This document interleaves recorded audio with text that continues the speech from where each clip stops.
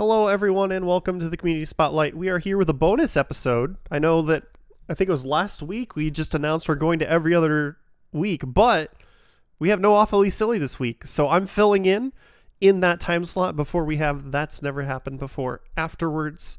So you just get some bonus content. We're going to have some fun tonight with Amber Cyprian here running some Sonic fan games. Before we get into that, though, just a few quick announcements. Frost Fatale's game and volunteer submissions will be open from November 2nd to the 14th. You can go to gamesdonequick.com for more information. If you missed out on any of our hotfix shows, you can check out our archive of past runs at youtube.com/gamesdonequick. And if you're over at our YouTube now, you can come over and watch us live at twitch.tv/gamesdonequick. Check out our live shows. We're starting almost every night at 7 p.m. Eastern. We start in the afternoon Eastern on weekends for the most part. And of course, while you're here, we'd appreciate if you consider subscribing to support future broadcasts, as Hotfix is funded in part thanks to your subscriptions and bits. We have a highlight channel. It's called GDQ Some of Best Segments. You can go check that out, see highlights from our shows if you don't have the time to watch the full episodes, get some nice funny moments.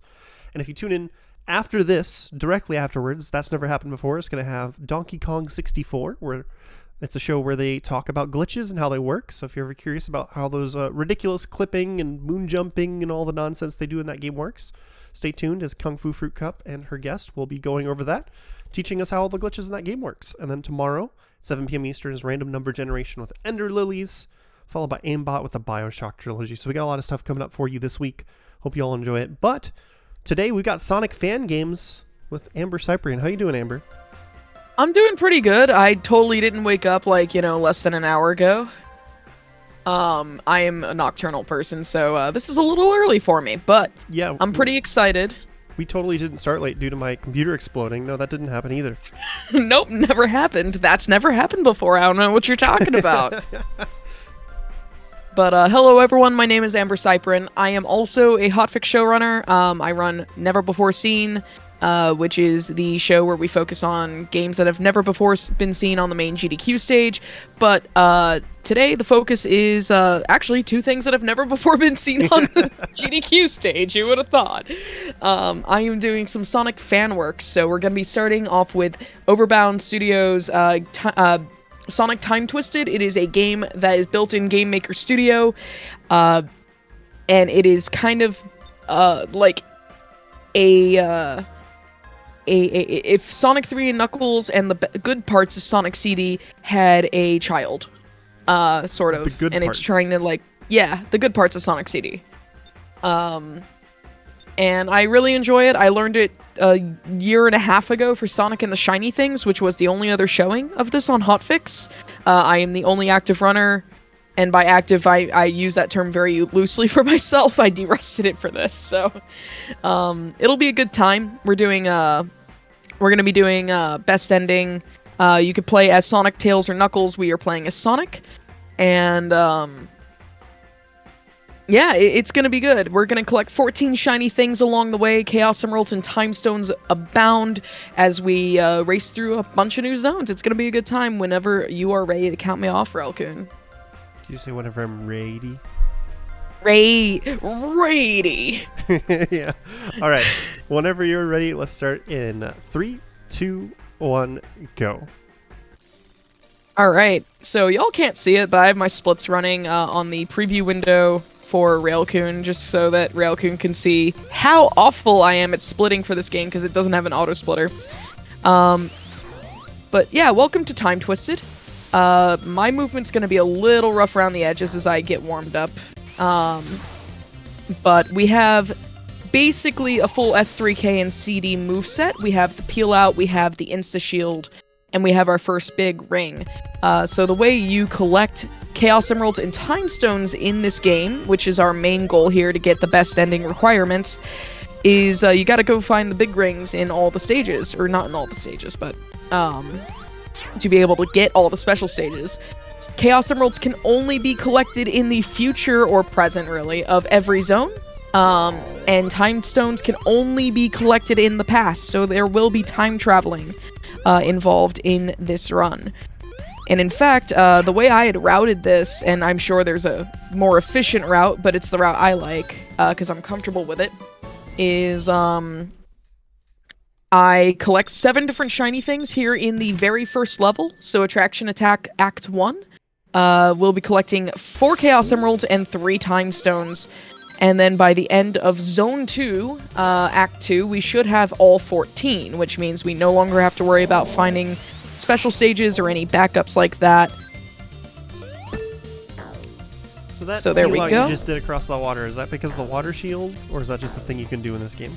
That is a thing you can do in this game with enough speed. You can just run across the surface of water. This happens in like Sonic 4 Episode 2 as well. Yeah. Which I also run. I'm also curious, you said the best parts of Sonic CD, and then you described there's time travel with time stones. Is that the best parts of Sonic CD? The time travel and Metal Sonic. Metal Sonic's pretty cool. The story of this fan game is the idea of, and it's a little grim, it's supposed to directly follow up Sonic 3 and Knuckles, which was a follow-up to Sonic CD, and the idea is, what if Eggman, after Doomsday Zone and Sonic 3 and Knuckles, just kind of, like, got lost in space and, disintegrated? And then Metal Sonic, back on Little Planet, decided, I'm gonna bring my creator back to life. Why not? And it just kind of goes off the rails from there. We're gonna jump over that time post because we do not want to time travel just yet. And we're gonna run across the water here. So, I don't say this in a way to be insulting, but just in the way that I love somehow plots like this go. It sounds like the launching point for a fantastically terrible fanfic, and like the type that would be fun to read in a Discord call with your friends, Yeah, basically. The story and the bosses are, I think, the weak points of this game. The story isn't super present, but the bosses unfortunately are, and it's actually why I run the best ending category, because Super Sonic is very comfy in a lot of these boss fights. One thing I haven't talked about these special stages, you don't have to get a certain amount of rings, which is cool. You just have to beat Metal Sonic to the end of the special stage that applies for both Chaos Emeralds and Time Stones. Depth perception is a little hard with these, because they're kind of, all mode 7 on you. But they're actually pretty cool. The backgrounds are very vaporwave. You can retry them if you were to take a hit when you have no rings, or if you were to fall off or lose the race with Metal Sonic. If you spend a life, you can retry the special stage. God, that is amazing. The best quality of life in any Sonic game? Yes. Oh my god. Being able to retry a special stage, I didn't know I needed that in my life, Amber. Oh god, neither did I until I played this game. Could you jump the inside of corners to save time? Sort of, but movement is kind of hard, and Sonic's shadow is not always indicative of where he's actually in space, which is kind of frustrating. So I just kind of take whatever I can. I don't think Railcoon has my input viewer showing, though I do offer it. It is up on the stream. Oh, it is up on the stream. Cool, because I don't do face cam, and I'm not doing hand cam because I'm lazy. That was one thing I just didn't feel like setting up. I was like, hey, I have an input viewer that works for both games I'm running tonight. Let's do that. At the last minute, I noticed you had an input viewer going. I was like, I can just throw this in the blank space over there on the layout. I should probably label it. But hey, that's what that thing on the side is. I'm pointing at it, even though you can't see me. But that's what that thing is. It's an input viewer. Yeah, it is showing Xbox 360 inputs. I'm playing on a 8BitDo SN30, not SN30, M30, which is a Sega Genesis style controller for PC and Switch and all that. It's pretty great. It's very comfy. It's 6-button. How do I find this game compared to other Sonic fan games? Sonic fan games are really hard to compare. This is fully complete, which is a plus. It's rare in fan games. Yes, you'll notice I just did some really weird full control floatiness. That is actually a property of the windshield that I've got here. It is very, very broken. It is one of the 3 new shields. Oh no. Don't replace my shield. You're gonna replace- No, you're not, okay. Jackpot. Oh. Alright. It actually offers me full control over Sonic's air movement for a limited time. It is one of 3 new shields. Here's another one that I'm never going to use, the Rock Shield. And then the other new shield is the ice shield.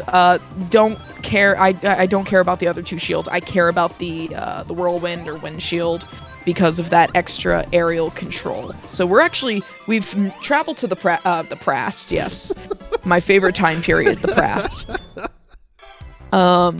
And we are in our first Time Stone stage. We're gonna do 2 more of these before we leave Attraction Attack Act 1. Gonna grab that wind shield because the wind shield is, as I've said, busted. It's a very, very good shield. It's just like, Sonic. Usual disclaimer in that Amber and I are friends, and we both misspeak and say things wrong a lot, and we will laugh at each other. It's not mean-spirited, so we both find it funny. Oh yeah, like Railcoon and I are currently have been working together on a marathon that I'm organizing called Fast Pace for Headspace, which happens this weekend. But we have in the organization channels, we have a typos are big funny chat, which just basically makes fun of our own typos, each other's typos among the staff. That thing is a jerk. That thing is a double jerk. I just feel like it's worth a reminder whenever we're on a show together that, like, when we make fun of each other for saying something wrong, we're actually just having fun and there's no mean spirit. Oh, yeah. Yeah, no. Verbal typos or speakos or talkos, however you want to call them, are encouraged to be a little, like not insultingly or maliciously, like, clowned on, but clown on them, please. They're funny.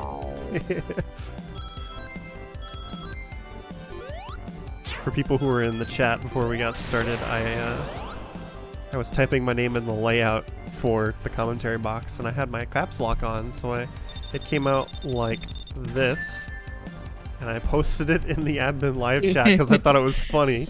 And of course, Hypnotics, another showrunner, who's also a Sonic person, pretty cool person. You should check out his show, Going Places. Oh, please, let me out. There we go. Was having fun with that, and we all started writing my name like that in the chat. So that was there we go. Same thing. I was just having some fun. I just need to get up here because we're gonna go basically back to the beginning of the stage, but in the past, or very nearly to the beginning of the stage. Yeah, this is right. One of my big worries when I was derusting this last week was, oh god, am I going to be able to remember the where to get my time stones and emeralds? And the answer is yes. Sometimes I still have a lapse in judgment, though, and I'm like, wait, am I going the right way? How often do you get the, like, you're going the right way, but you doubt yourself? All the time. Even though you were going the right way, and then you mess yourself up because you doubted yourself? Oh, all the time. This will be very, very apparent that I do this, especially in hunting stages in Dash Adventure 2, don't worry. Down we go. Here we go. This is the one I wanted. We're gonna wait for that fire to go by. We're gonna boing and bump our way over to the last time stone. There we go. Deep friend Mars bar. Good old Argic. Deep friend Mars bar, yep. Like, we have deep friend Mars bars over here in the UK, is what he says. And I'm just like, I don't know what Mars bars you're talking about, but I do not want a deep friend one. Please and thank you. Sounds like the type of thing that would come up from those, like, deep AI Twitter bots. Oh god. Yes. Or, like, one of my Twitter bots. Also one of which is inspired by your typos. Yes. Good old THG_SR. I think it's neat that this one is just a straight up race. Because there's other ones that, like, are disguised as a race in the mainline Sonic series, but you still have to do a thing while you're racing. It's not actually a race. There's no finish line. Well, this one's just get to the end as fast as you can. That's a neat. I like that. It's simple, and I actually really like that about it too. Sometimes less is more. We got no ending jingle because, that works. I'm gonna warn you in advance, prepare for MS Paint the cutscene. Oh boy. Um, I'm ready. Tails has seen some stuff. I'll put it that way. This is where the game tries to tell us that Eggman, in this fan games canon, Eggman died at the end of Sonic 3 and Knuckles, and they're trying to figure out what is happening. Tails is going like, do you think Eggman's responsible for what's going on on Little Planet again? And it's like, no, he died. And then all of a sudden the Chrono Trigger case, like portal opens, Metal Sonic comes out, and we're like, oh snap, it's Metal Sonic. And I'm going to do a very quick kill there, and very, very quick. The Dutch angle level, that's so weird. Oh, I'm glad we're done with it. Yeah, that's the only instance of it, don't worry. Was this on CDI? No, it's on PC. It's a fan game that's been in development since, God, like 10 years ago? 11 years ago? Something like that. It was in development hell, basically, for a long time, and finally got released in 2017. Since then, Alex, I don't remember his last name off the top of my head, took the game and was like, what if I ported this to Android? And decided that was a great idea. It was a terrible mistake, but it still worked out in the end and gave us Sonic Time Twisted version 1.1, which is not the version I am running, but is the version you can download on the Game Jolt page for the game. Oh, I should grab that link.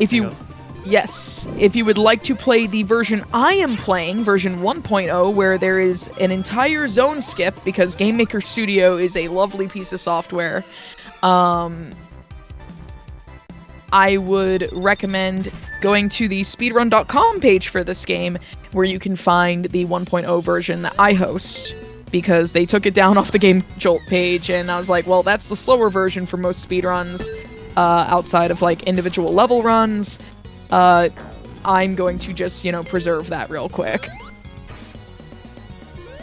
We're back in the ball pit. Why is there a ball pit?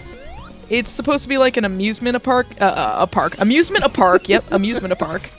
Attraction Attack Act 2 is where we are. Alright, so we're gonna go get another Chaos Emerald. Should be Emerald 5. We have 4 time stones. About to have 5 emeralds as soon as I can get in here. DashCon Sonic Edition. I remember DashCon memes. Oh, man. Oh, my goodness. Remember watching those happen live during DashCon? Oh, no. I wasn't at DashCon, but I was at home watching the memes happen. Same. Alright, there we go. There should be a windshield in this special stage. I need to pick it up to be faster. There we go. I do like the fact that you can pick up different shields in the stages, and you kind of get your pick of them as long as you know how to execute and grab them.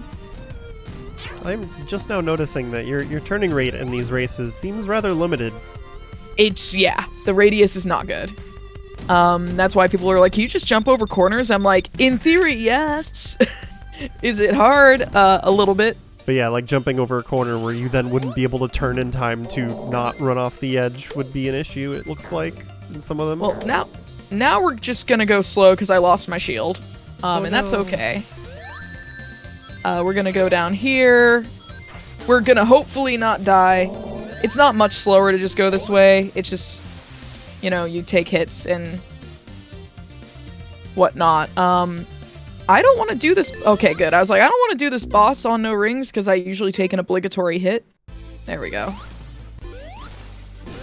That sound that the game was making reminded me of a runner recently who was pressing the skip cutscene button frequently on a game on hotfix when it wouldn't let them skip the cutscene, and it would just go.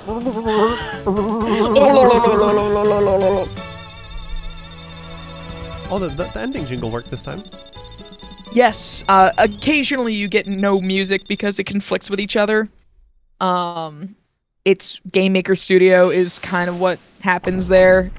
If I can't explain something, I just kind of chalk it up to Game Maker Studio. Yeah, it sounded last time like the 1-up jingle just overrode the ending theme entirely. Yes. So this is Raging Ruin.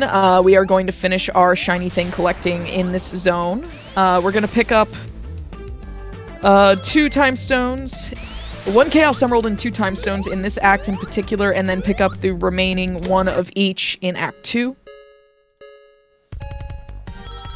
Time Stone 7, when I get to it, is going to be an absolute jerk. Time Stone 7 is a big, big jerk. Sometimes Chaos Emerald 7 is a little problematic, but it is mostly just Time Stone 7 being big jerk.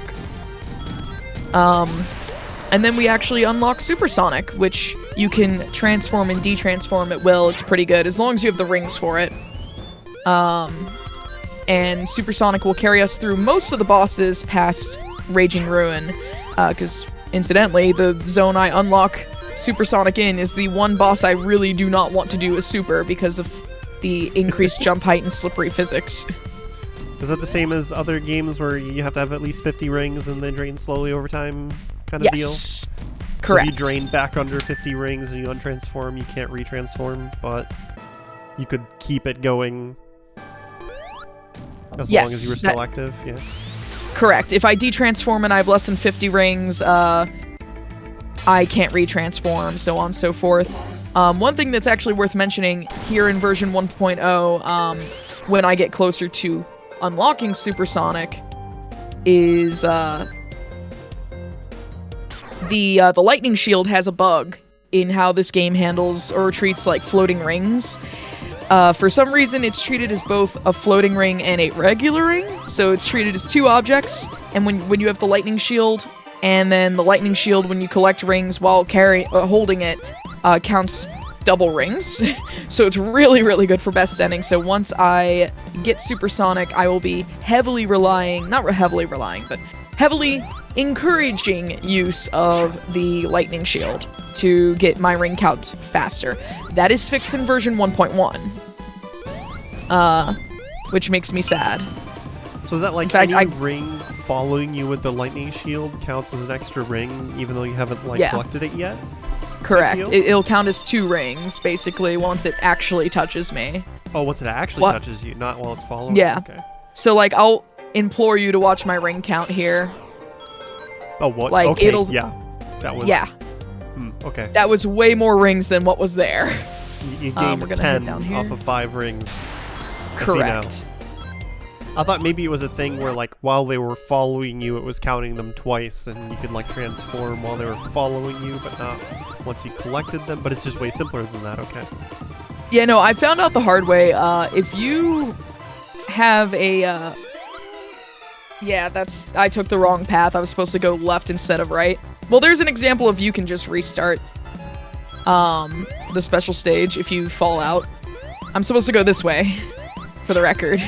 I did not go this way. What are you talking about? You're That's going this way. way easier.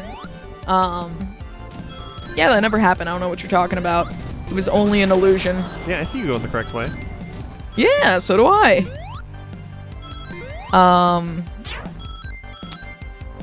I lost my train of thought, which is very common. You'll notice that. What in the world was I talking about? I was talking about rings. Oh, I found out with the lightning shield, the hard way in version 1.0. I don't know if it was fixed in 1.1. I actually really don't know. But if you have rings following you via the lightning shield, right? Mm-hmm. We're just gonna jump over that dino dude because heck him, he's in my way. I could kill him, but he can live. He just needs to get out of my way. The pop emote thing with his mouth just going.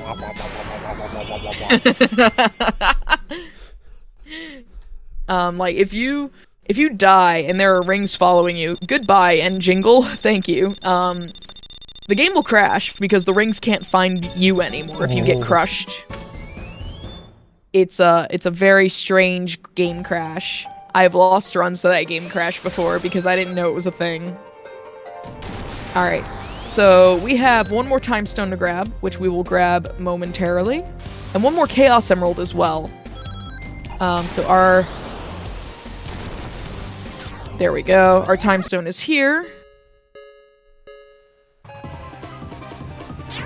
Argit in chat. I really can't wait for the end of this game. It really is the best ending. Oh yeah, now my expectations are real high.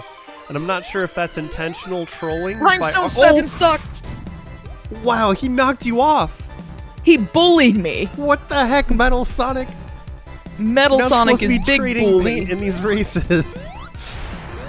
Metal Sonic's a filthy cheater. We need Metal Sonic to be sanctioned by the racing organization. There we go. I do have to take advantage of the fact that these boosters will actually send you in the direction that they're facing. Oh, is that why it's just like regardless. snapping like that? Okay. Yeah. I was very confused. Exhibit, like, D at this point. There we go. Once I get a groove on in Time Stone 7, it is usually fine, but if I don't get it going, it can be a little rough. Seems like one of those races where once you get ahead of Metal Sonic, you're fine. Yes, usually.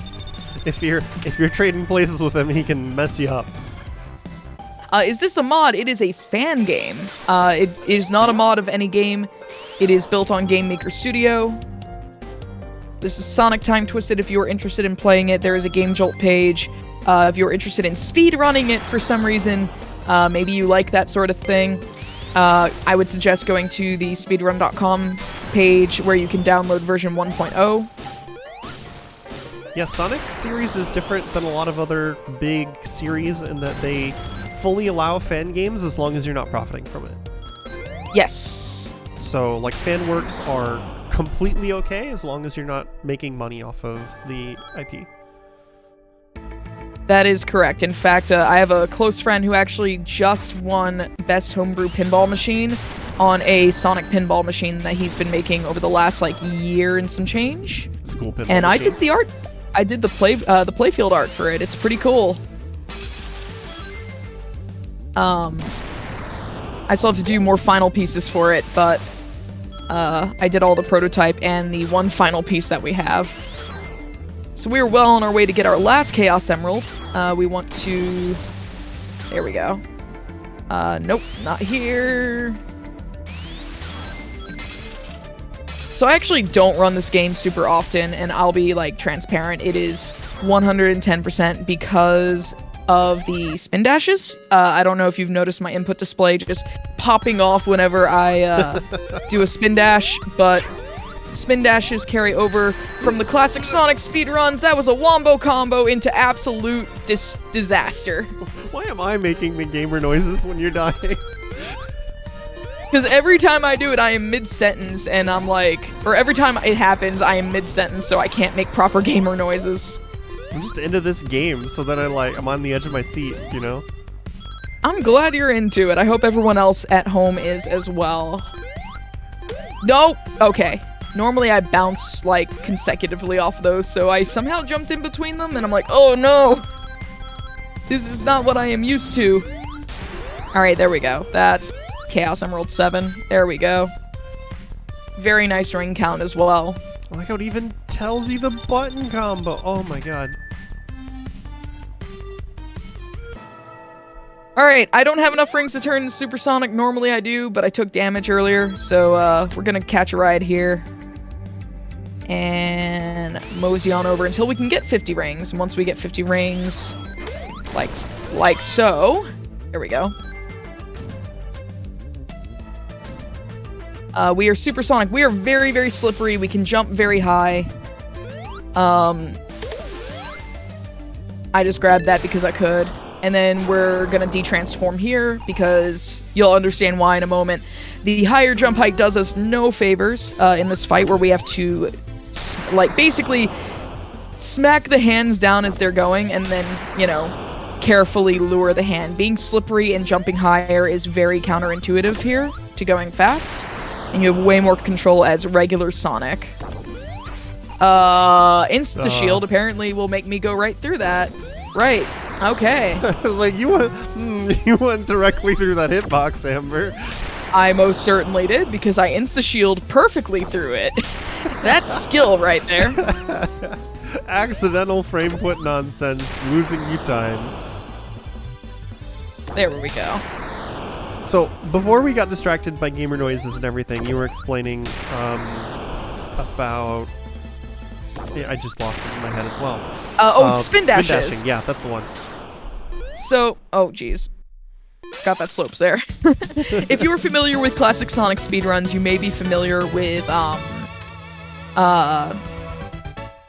what we call 6-tap spin dashes, where the optimal speed for spin dashes are off of 6 taps. That is still true here in this game. You can still peel out as well. Also, I'm really sad I spend most of this zone in the past because the future track is a bop. This track's kind of a bop. Is this the future track? Yeah, this is the future track. You start a zone or the following zone in the same times period that you left the previous zone in. So if I leave, let's grab this lightning shield and get a bunch of rings. I see. It's kind of the same track, but just more chill version, you know? Yeah. Pun intended. Alright, one thing that's very, very unique about Supersonic is he can keep his shield ability in this game. You lose it normally in most Sonic games. That means Supersonic with Lightning Shield is big shenanigans in terms of movement. What happens with Supersonic with a windshield? I actually use that for a boss fight. Supersonic slows down a lot in the air with the windshield, but you, again, have full control over his movement, and he's just basically an invincible battering ram in the air. It's great. Yeah, that does sound pretty great. You are also going to notice some very, very long time bonuses. I manually retime this if I ever PB or if someone submits a leaderboard run. I have to manually retime this for RTA minus time bonus because the time bonuses are so obnoxiously long in this game. And obnoxiously generous as well. At least it's not Game Gear Sonic time bonuses. Basically, is what those sound like to me. Super long and obnoxious sounding at the same time. Yes. Alright, so we're gonna turn super here. We're back in the future, and we should, in theory, be finishing this act in the future. Oh, we got the snowboard. I fell down and now I am sad. But it's okay, we're bopping in the music. Yeah, there we go. Checkpoint allergy is flaring up too. Probably not good. Probably not good for my health at all. Your checkpoint All right. allergy? Yeah, it's when I don't hit checkpoints. Argix suffers from the same thing. Oh. I thought you were... And then inevitably we die at the end of the stage. And then wonder why we didn't... When you sneeze randomly for no reason, you just say you're allergic to the one thing that made you sneeze? Nope. Just missing checkpoints all the time. There we go. Argic feels called out. Alright, so this boss is a lot of nothing. We came in with the proper amount of rings. I need at least 70 to last the full 2 cycles here. Supersonic's just gonna stand here rubbing his nose until it's raw while this boss just kind of like throws a temper tantrum. It's great. This boss is a lot worse when you are not super, let me tell you. So, my headcanon is now that Supersonic is also dealing with allergies right now because his nose is itching really bad. There we go. We want to get 4 hits on him there, and then we'll get 4 hits on him on the second go around.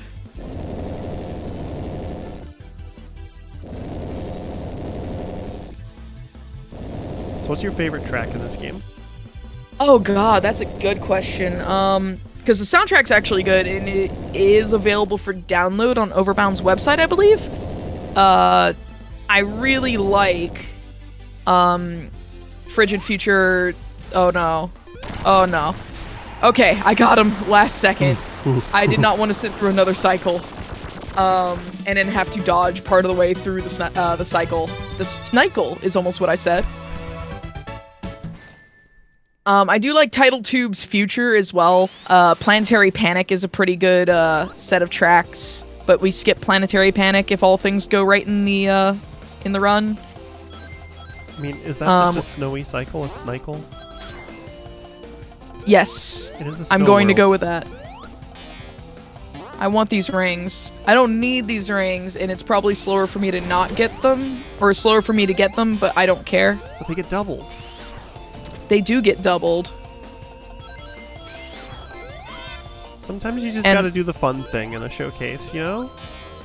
Yeah, that's basically where I'm at. So we lose our lightning shield going into that tube because it's in water, or going into the water, and then we can just get it back right here. Because why wouldn't I?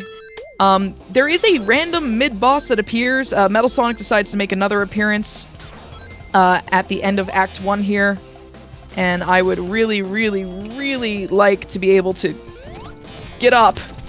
And make that jump, yeah. Oh, one thing that actually is really cool about this this game is that you can curl into your ball form. There's the game not knowing what is solid and what isn't. Don't mind this zone. This zone is, in particular, really bad for it. The tiles don't really indicate what is and is not solid. But you can curve into a ball off of running off slopes or off of spring bounces. It's a thing that you can do in Sonic Triple Trouble, actually. Which is kind of cool. Let me up. I'm sorry, I'm not laughing at that. Somebody in chat has just posted a dictionary definition for Snikel now. Oh no. The Snikel, noun, the moment you are forced to sit through another tedious boss cycle. Thank you very much. That's wonderful. That is appropriate. So this boss kind of sucks here. I don't remember how much health it has. All I know is that why in the world would you ever put a boss over moving platforms with a death pit? And supersonic jump height and physics make me a little skittish there. I mean, that does sound exactly like the type of thing Sonic 2 would do. No, Sonic 2 does not do such a thing. It ignores Knuckles' jump height and expects him to fight the final boss just fine with it, but, you know, other than that, Sonic 2 doesn't do that. Is it Sonic 2 or is it Sonic 3 with the boss in the chemical plant with the rotating platforms that will just dunk you to your death? That's 2. That's 2. Alright, so Sonic 2 does do such a thing. I lied. I was like, I'm pretty sure that's just something Sonic 2 would do. Leave my son alone. That was my first video game. And is the reason I am here running Sonic games today. I don't run Sonic 2, full disclosure, but it is what made me love the series. Please, there we go. Meanwhile, my first exposure to Sonic was Sonic 2 Game Gear. You poor soul. You brave soul, actually, I should phrase it that way. And I specify Game Gear even though it's basically the same as Master System because it's got worse resolution, which has a very large impact on the quality of the game. Yeah. Screen crunch is a big deal. Can we video game a little bit better, please? The game's going to look at me and say no, of course. I've also managed to, like, end up ramming myself into a wall. I didn't want to go to the future, but that's okay. I forgot that time post was there. It doesn't really matter what time period I finish this act in. It's just the boss arena is minorly more annoying, I guess, question mark, because of the slopes. It's is it completely flat in the past. Is it like the same boss, past and future, just different arena? Yes. Yes, that is correct. Good old music files. The 1-up interrupted the music. It started to play and the 1-up interrupted it. I heard it that time. Yeah. The 1-up's like, no, I'm here. Like, you could take a break now. But I wasn't even done. You've been interrupting me this whole run. Nah, you're done. You said that, and now the explanation in my head is that the 1-up is Kool-Aid Manning through the wall. Oh, yeah.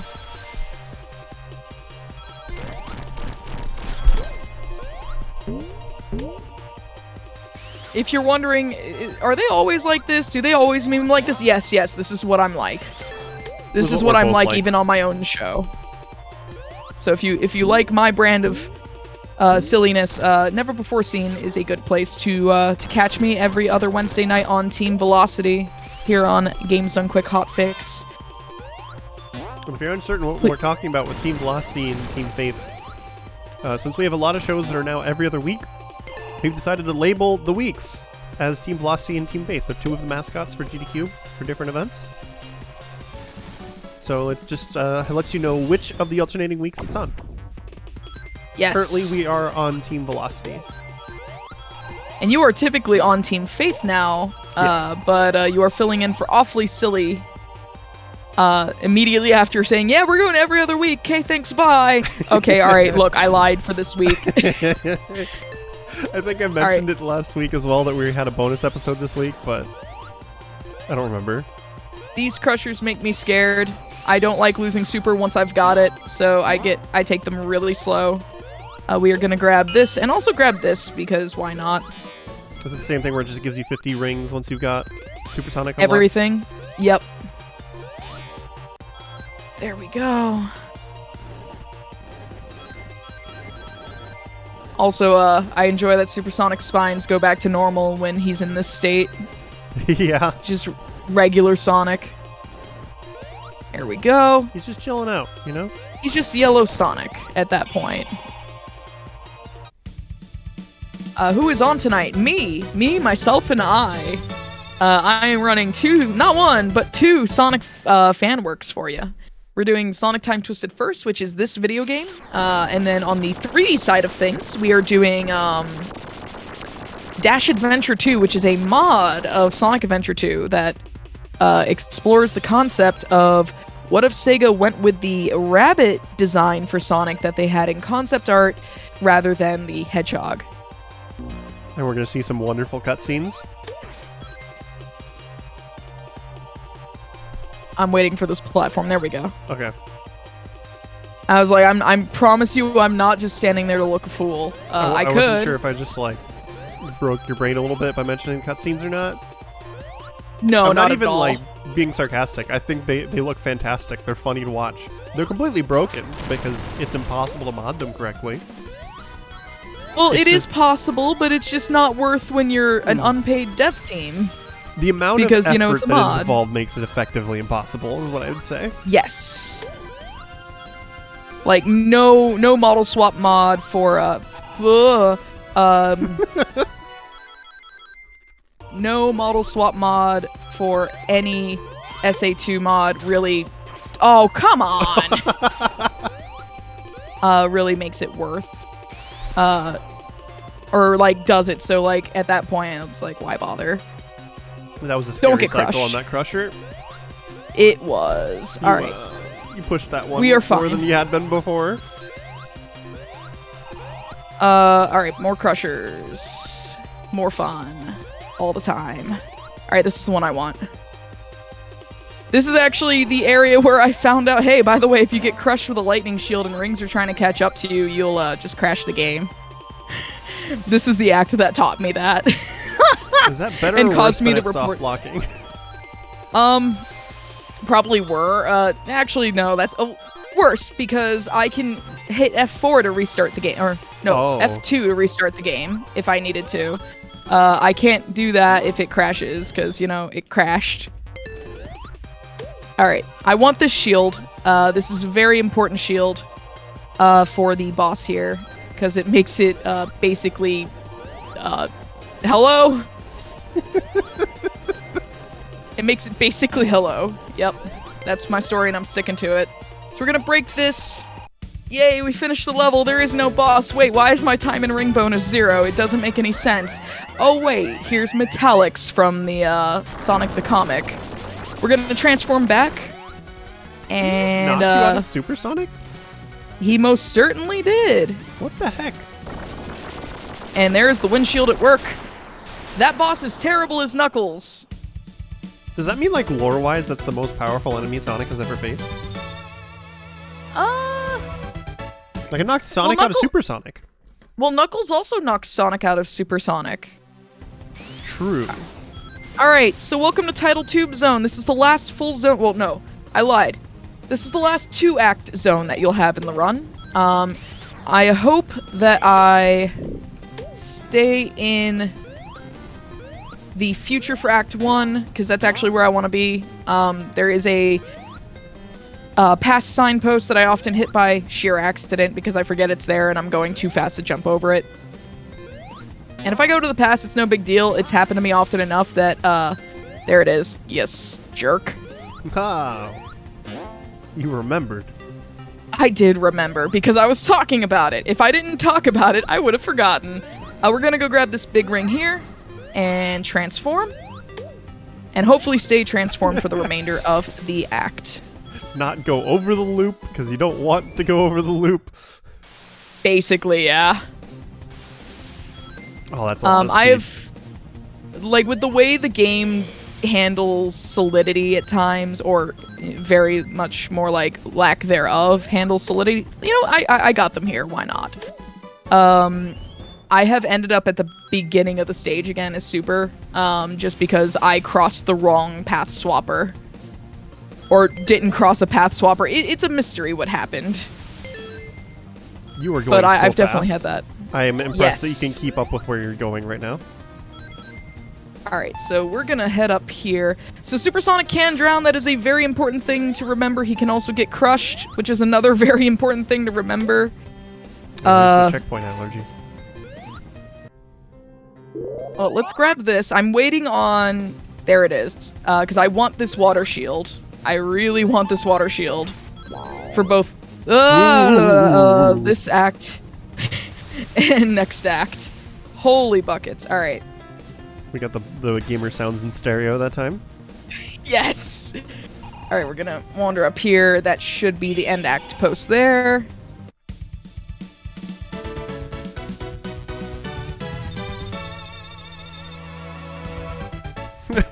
That's a great point in chat. Supersonic can breathe in space. How does he drown? I don't know. I know Hypersonic doesn't drown in Sonic 3 and Knuckles, but that's about the best we've got. I want those rings. I also want speed here so I can do the thing here. Alright, so we are going to go into the past at the first available point. So this puts us... Like, if I went into the beginning of the zone at the past, it is a much longer act than if I go into it from the future and then hit that past zone, based on where the past post drops me off. Interesting. I head down here. It's like being in the future and switching the past is important in terms of just faster stage. Yes. I have not properly routed everything, largely because this game gives my hands the heebie-jeebies, because of the 6-tap spin dashes. And it's like, well, Amber, you could just, you know, use the peel out everywhere. Yeah, and that'd be much slower, and suddenly we're at the boss. So this is Free Willy. That's not his actual name. I don't know what his actual name is, but I'm calling him Free Willy. If we are lucky, he is our last regular boss. Because I will... There we go. I like Sonic just casually rubbing his nose while Free Willy's knocking rocks down on top of his head. He's like, yeah, it doesn't hurt, I'm fine. So yeah, I don't know what you're talking about. Yes, this is a fan game. This is Sonic Time Twisted, built in Game Maker Studio by Overbound Studios. Actually, I think he's just Overbound now. Fun fact about the future arena, when you go to break that crystal or that, like, end flower thingy, for the end of the act, there is a drop-off, like, ledge that leads you into the water, and because Sonic can't get to the center of the screen, the game soft locks. It still counts you as completing the act, but the game soft locks and has no idea what to do with itself. I'm laughing. Game Maker Studio. I'm laughing because Final Flame is trying to use your hatred of 6-tap spin dashes as a way to recruit you into running Sonic games that I'm sure has been done multiple times before. Okay, so you'll notice I paused there. Yeah. I had to, like, make sure I was not moving at all, because you'll notice I had to press up to get into the next area. And I promise you that me mashing up was not just for show. It is actually how we skip Planetary Panic. When you hit up to transfer into Sunken Saucer, which is our last level of the game, if I got this right, it sets a flag to say, okay, act transitions need to happen. But if you press up multiple times, it hits that flag multiple times. And it's like, so at the next possible transition, it will set me forward however many times I trip that flag. I want to go left. Why am I going right? Actually, no, I wanted to go right. I'm in the wrong place. That's exactly what I was asking you about earlier, wasn't it? Yes. We want to go down here. This is still not where I grabbed the water shield. I'm having a moment where I have no idea where I'm at, apparently. So what's There the we go. next, Here's the water shield. screen transition you're gonna hit to trigger that? End of this act, actually. This is a one-act zone. It's meant to transition from Tidal Tubes to Planetary Panic. This is the act where Eggman gets brought back to life by Metal Sonic. Remember, he died at the end of Sonic 3 and Knuckles. This is canon. You can't deny it. In fact, you're actually going to see a cutscene I'm going to de-transform for to save my rings, because it is kind of lengthy. And we're going to wander over here. Metal Sonic is bringing Dr. Eggman back to life. And this is basically a reverse Sky Sanctuary. You go down instead of up. It was actually deliberately designed like that. There we go. I almost remembered that spring in time. I'm notorious for just, like, completely forgetting that spring is there and going all the way back. There we go. So when I hit the end of this level, I will go to Galactic Gauntlet, which is the doomsday of this game, if you will. And it will show the Planetary Panic Act 1 title card, which means that I got the skip right. So we're just gonna mosey on over here, hit the end of the level. Crossing my fingers. Yeah, I probably got it. There is no act clear jingle for some reason or another. Because you got a 1-up. And then... there we go. So this screen transition should bring us... there we go. Planetary Panic Zone Act 1. You mean Galactic Gauntlet, right? So this is very much like Doomsday, except there isn't multiple phases. You can lose rings if you take damage from those energy blasts. We want to hit Eggman in the nose. That is his, Galactic in the, in the schnoz. At the end of Planetary Panic Act 2, for some reason, Dr. Robotnik has become Galactus. I don't know why Overbound went with this design choice, but hey, we're here. He looks like a Sentinel from X-Men. That's gotta be intentional, right? Oh, it is. Like, he's supposed to be a Galactus reference, which is why he's called Galactic in this form. But yeah, it goes really off the rails. It's like, suddenly this is I don't know if it's Marvel or DC, but suddenly we're in American Comics. Yeah, it's Marvel. Thank you. I don't know Marvel or DC. So This is 1000% an X-Men reference. Yeah. There we go. I do need to make sure that I keep collecting rings along the way, because it is very easy to just cascade into losing all your rings like that. Yep. And this boss is a glorified auto-scroller. There we go. Thankfully, if I'm taking knockback from hitting his face, and I run into the energy balls that he fires, I don't actually lose any rings, which is good. Time is going to be on the final hit. I have lost count. If anyone has been counting how many hits I've been doing, I believe it's 12. I don't remember. 12 total I hits? just kind of wait for his face to explode. That's a quote. I'm not kidding. That's the worst part, is I'm not kidding, is that his face just kind of explodes. And then I just love the out of context there. I just kind of wait for his face to explode. Like, we'll go back to MS Paint cutscenes as soon as this boss is over. It's great. I'm looking forward to it. There it is. That's a 50.08 on my end, which is pretty good. Amber, and what? Did you just PB? No.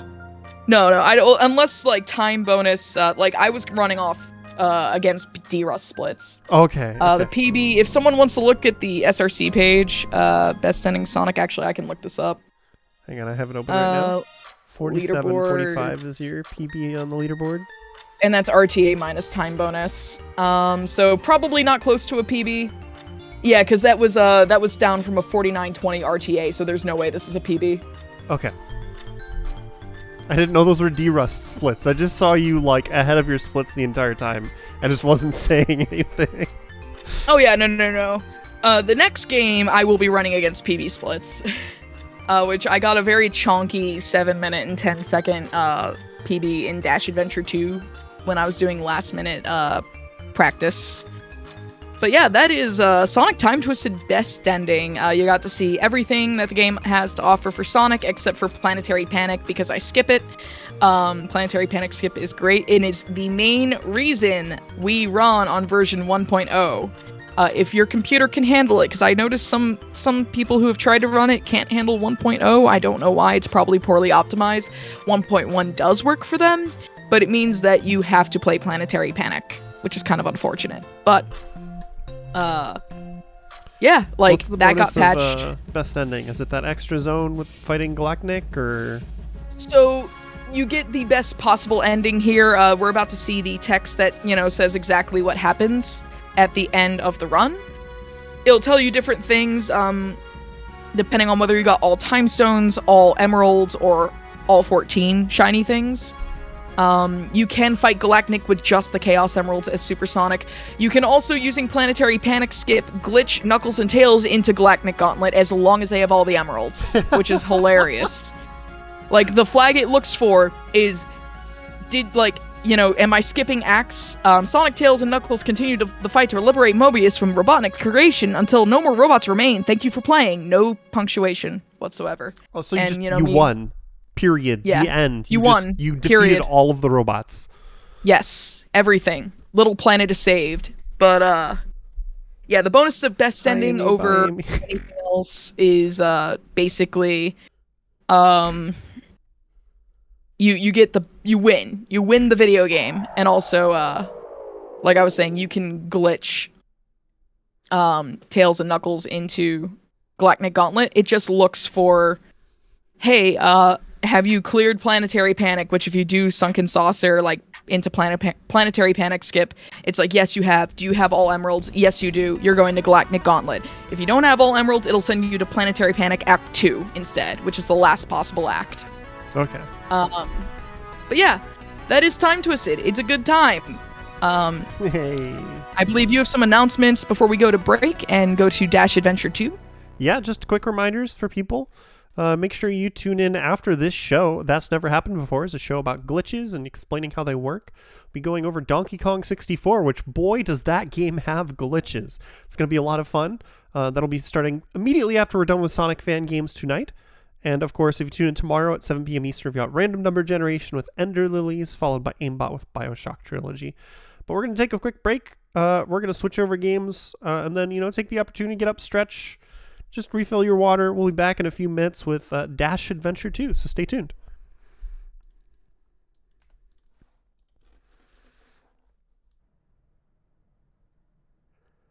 Hello, everyone, and welcome back to the Community Spotlight. We are here doing our showcase of Sonic fan games with Amber Cyprian. We'll be back with them in just a moment. Just going to cover a few other quick announcements. If you're watching on our YouTube, you can check out our live content over here at twitch.tv/GamesDoneQuick. And while you're here, we'd appreciate it if you were consider subscribing, because subscribing helps support our broadcasts, as we're funded in part thanks to your subscriptions and bits. What are you flashing on your input display, Amber? I see that. I can make it less opaque. You're goofing off with Sonic sipping some tea with his pinky out. Yes. You completely derailed me there. I'm so sorry. I'm not sorry. You're not actually. sorry Who at am all. I kidding? And of course, if you have missed any of our content, you can check it out, our whole archive, over at youtube.com/GamesDoneQuick. That's fantastic, Amber. I love that. So why don't you explain this game to us? You hinted a little bit at it before we went to the break, but what's the story on this one? Because this one's a little different than the last one. Okay, so this is Dash Adventure 2. It is a mod of Sonic Adventure 2. It explores the concept of, like, if anyone is familiar with, like, old classic Sonic lore, there was concept art for a couple of different designs for Sonic, one of which was a rabbit. It went unused because they ultimately went with the hedgehog design.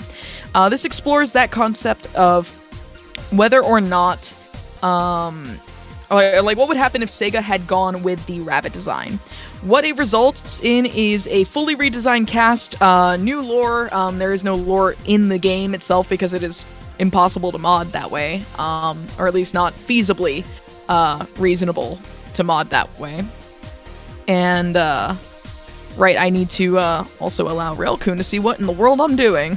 That might be helpful for them as a host. So we have Dash the Rabbit in place of Sonic. We have Dusk the Rabbit in place of Shadow. Bolt the Maned Wolf in place of Tails. Professor Eggman instead of Dr. Eggman, who is the menu theme I am using. Jabs the Kangaroo in place of Knuckles the Echidna. And Pikara the Owl in place of Rouge the Bat. I love the owl. It's so good.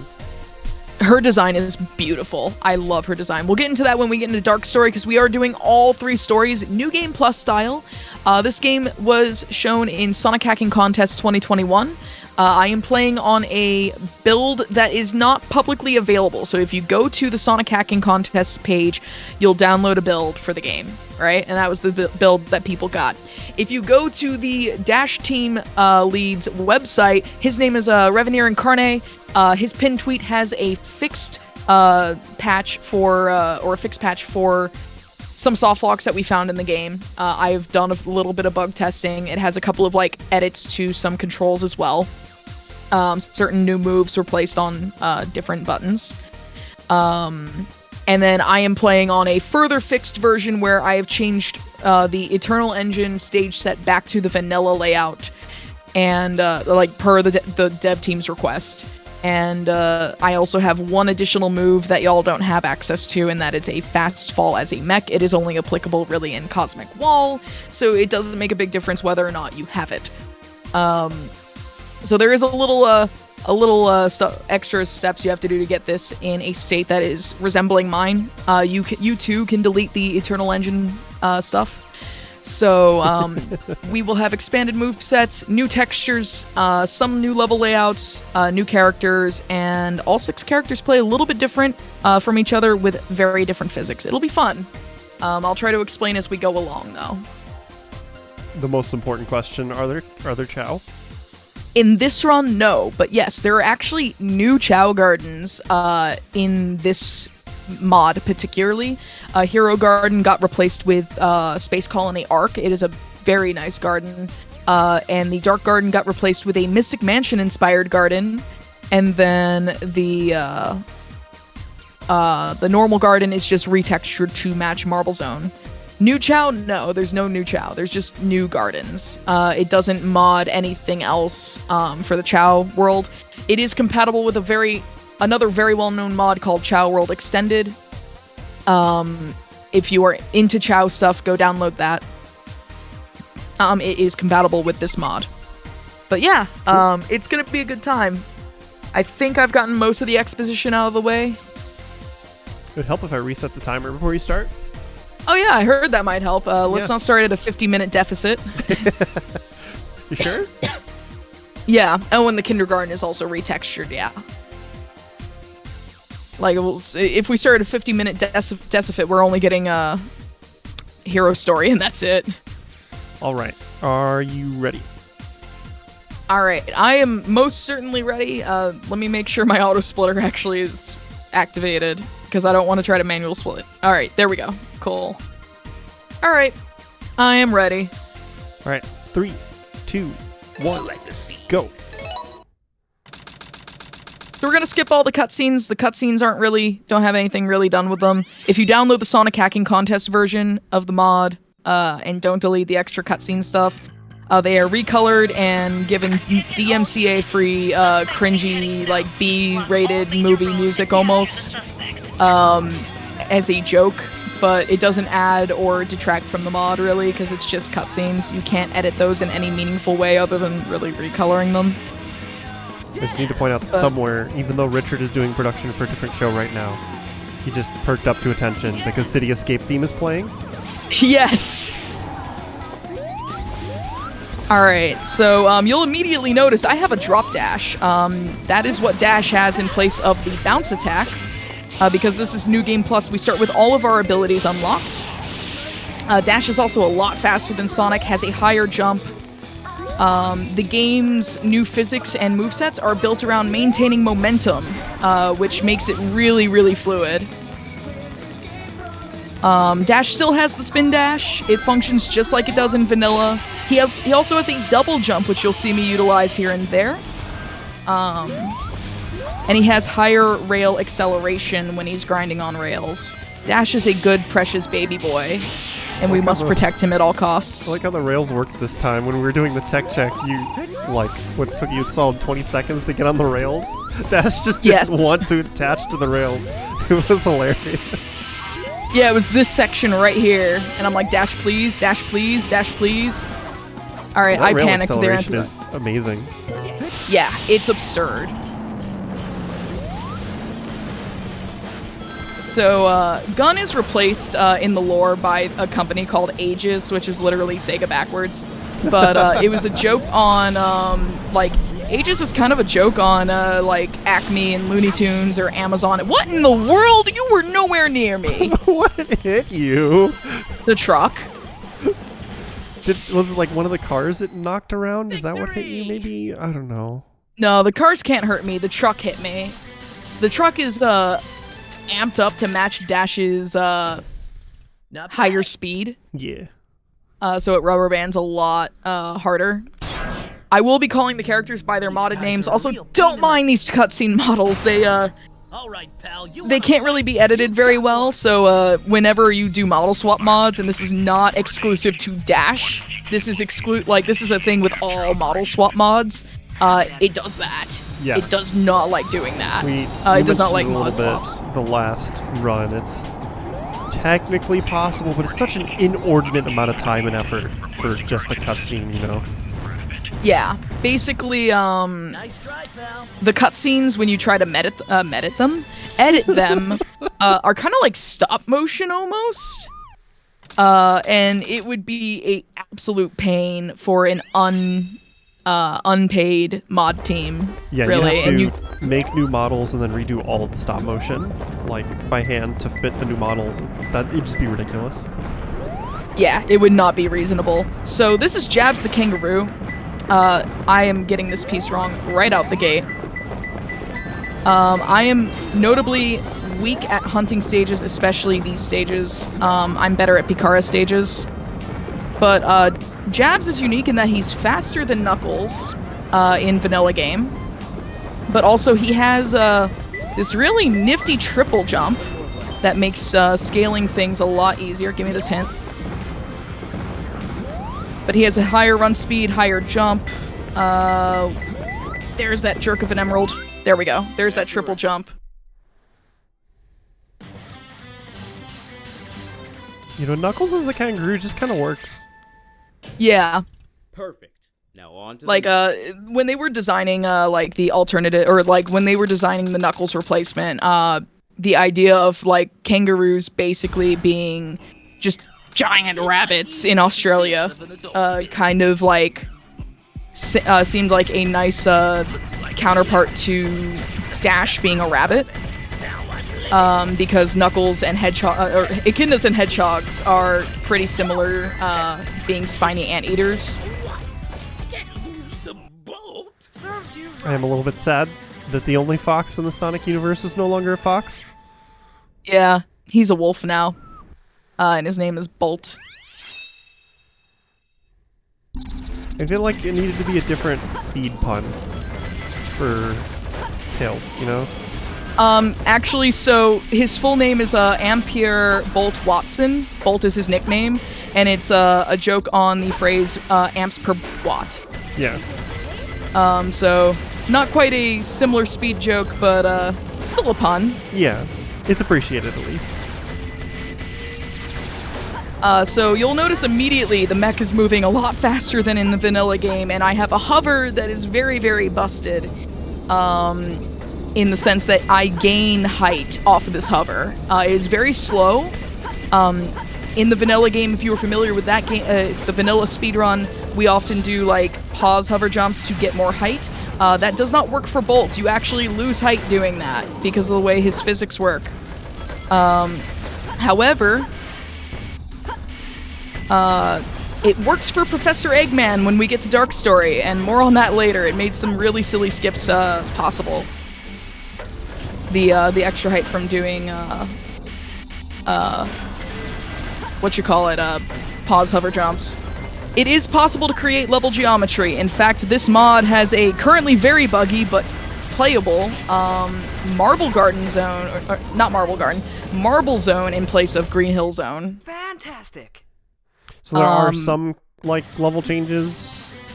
Yes, Green Hill Zone is only available in like a 180 speedrun or casual play. This machine needs a tune-up. Okay. But yeah.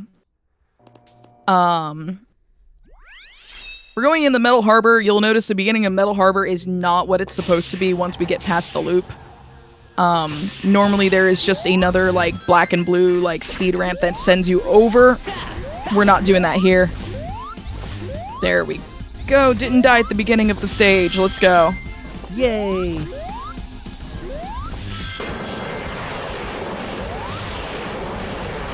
like how Dash was doing sort of like the light dash on the rings, just sort of flailing around like, ah! Yes! Looks like completely not in control while doing the ring dashes. Yeah, I think that's because, like, modern Sonic games these days, Sonic just kind of spins, like, corkscrew spins into the rings. Can we not get caught on walls, please and thanks? Let's actually, instead of homing attack, let's just do a drop dash and jump over it, because dash has that kind of jump height. There we go. So, I used to speedrun the vanilla game. I quit in 2018. And, like, this kind of revitalized my love for the game because it feels really fun to play. This color scheme is actually based on Chemical Plant, which is why there's purple water and yellow and blue everywhere. It is not very apparent at first glance. But if you look... la la la la! We're just gonna take the loop normally. There we go. Victory! Was that an attempt to skip the loop that went wrong, or what was that? Yeah. That was me trying to jump and hit the ramp that sent me over into the goal ring, and then I just like got caught on the wall of the loop, and I was like, nope, we're not doing it. Here's some more jumbled cutscene models. Sonic has 4 hands and is half rabbit. That blue hedgehog again, of all places.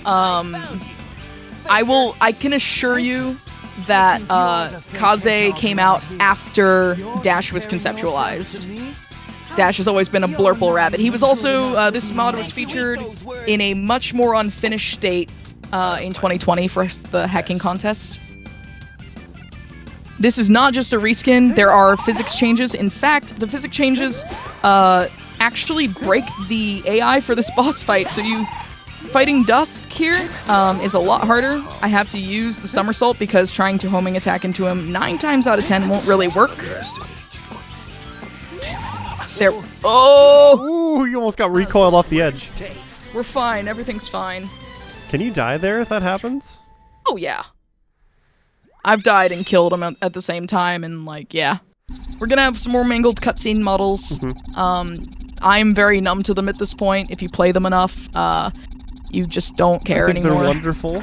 Like, it's So kind eye of texture across the horrifying muzzle. and amazing at the same time, but just to reiterate, like, this is not due to a lack of effort. It is extremely difficult to do this properly in a model swap. Yep. But there are a lot of physics changes, moveset changes. All 6 characters are not clones of each other, which is really good. And I love the way this game feels, because it focuses on letting you keep your momentum without it not feeling like SA2. So it feels familiar while also feeling very different. It's good. What have they done to you, my boy Sonic? Made him an adorable hedge rabbit, apparently. That's adorable a good is an air quote there interpretation for that. in chat. That's Dusk and Dash wearing Halloween costumes of Shadow and Sonic. Oh, there's my old muscle memory from Vanilla New Game kicking in there. There we go. Someone's asking if for people who really love Sonic Adventure 2 Vanilla, is this a good mod to try out? Yes. Yes, as someone who ran the game for 6 years and have been playing it for, 20, I love this mod. I didn't pick this up just because, I hated SA2. If you do not like SA2, this cannot fix SA2's core problems. I will put that out there. Some people download SA2 mods and expect it to fix the game at its core. It does, no mod can do that. You can't fix the core game. The modding tools do not allow that. If we ever end up with more developed modding tools, maybe that might be possible. But, yeah. There we go. I actually see some of the SA2 Realm Discord coming through, and y'all are great. They have welcomed me with open arms since I started running this. And there's actually the team lead right there. Revenir Incarne. Check him out. And Dash Team as well. Not my day. He is a fabulous human being. Along with the rest of the team, they put a lot of work into this. Revenir is the main texture artist for this game. Or for this mod. Sorry. Yeah. I love the dichotomy between, victory! Oh, not my day. Victory! Oh, you gotta be kidding me? Because you're not getting high grades. Exactly. Under the chimney is not this one. It's one of these. Here it is.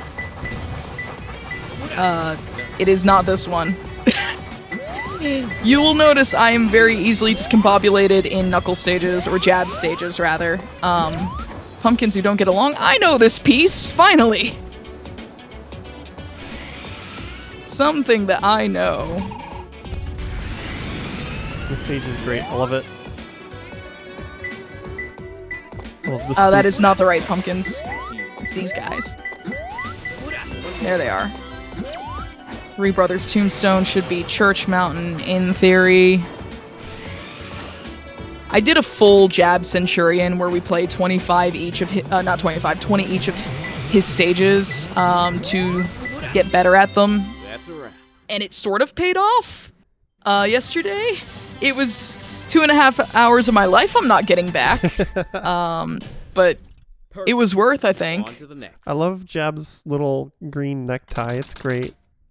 Yeah, it's sort of like a contrast to Dash's bow tie. All right, so Mission Street loves Bolt's new hover. In general, I actually really like the way the mechs feel. I always enjoyed Tail stages in Vanilla, and Bolt stages feel pretty much just as good to play. There is a small optimization that I just forgot to do that Co-Empathy, who's been helping me find skips and tricks in this game with the new physics and movesets, has found and sent to me literally as I finished up the Time Twisted run here. And I was like, oh, I'm gonna try this live, because it's not very hard. Or it doesn't look very hard, at least. And then I forgot. Oh, as I was getting up to it, and I'm like, yeah. Unfortunate. I was looking forward to seeing. It's okay. It was just basically the wanted sign. I would just jump off of it and fly to the platform I eventually went to. Oh, okay. It's a very small skip. The Sand Ocean and Lost Colony stuff that was found last night is, or earlier this morning, however you daywalkers want to call it. Cue me being nocturnal and, laughing about it. Oh, that's unfortunate. Alright, it's cool. We're just gonna Mystic Melody up. The beauty of New Game Plus. There we go. Yeah, and Revenir's answering some questions about how much time it would take to do the cutscenes, quote-unquote, properly, and I think he might even be underestimating it, given what I've been told. So much effort to redo models and then puppet them, Yeah, it's really rough. And Revenir knows a little more about it. The Dash team in general knows SA2 modding a lot more than I do. I am mostly parroting things that I have been told by the dev team as I was doing a casual 180 Emblem playthrough of this. Yeah, I'm saying that based on knowing some people that have worked on animation in games before, and like you think you've got it good, and then you watch it back, and you're like, oh, we have to throw all of that out. Fun. Yeah. You know?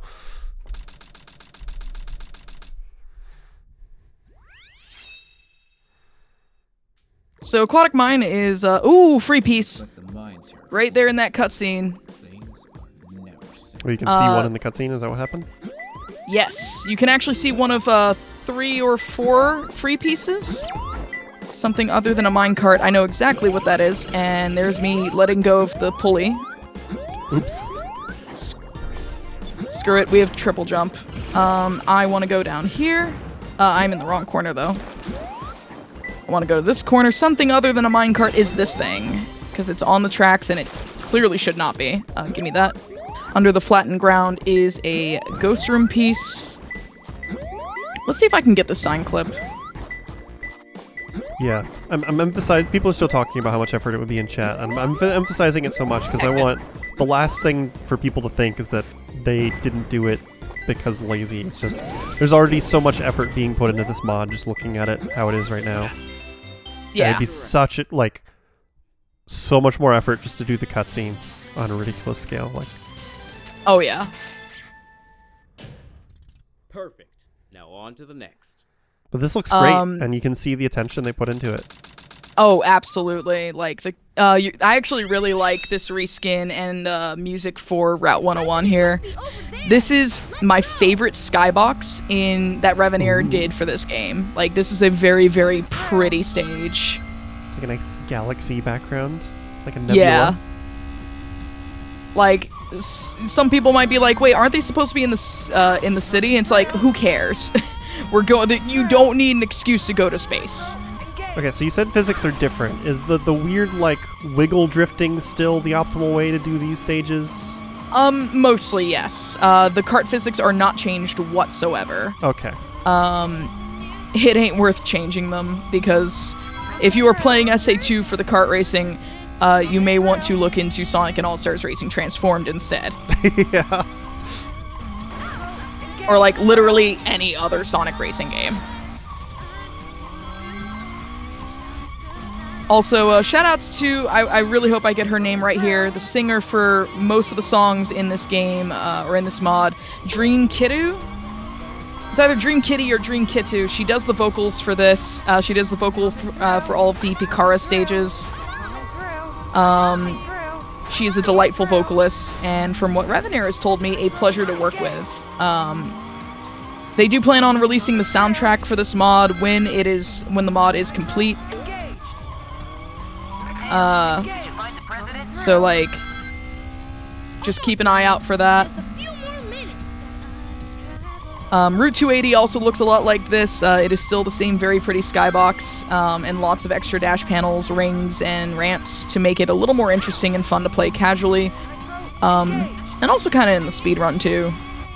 I actually just really, really enjoy the way the stage looks and feels compared to vanilla.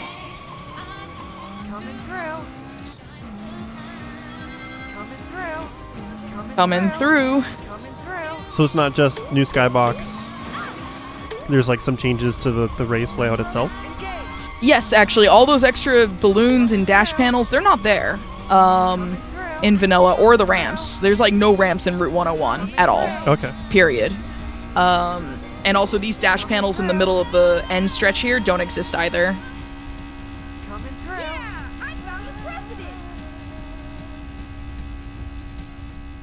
I still love that.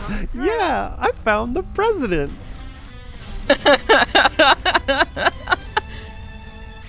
Coming through. Yeah, what's the point of a freeway without ramps? That's a boring freeway if you ask me. So Hidden Base also benefits from Bolt's vertical increase in hover and faster horizontal hover as well. Makes some things a lot easier and just kind of makes it a very smooth stage to go through compared to the vanilla game if you are not speedrunning it.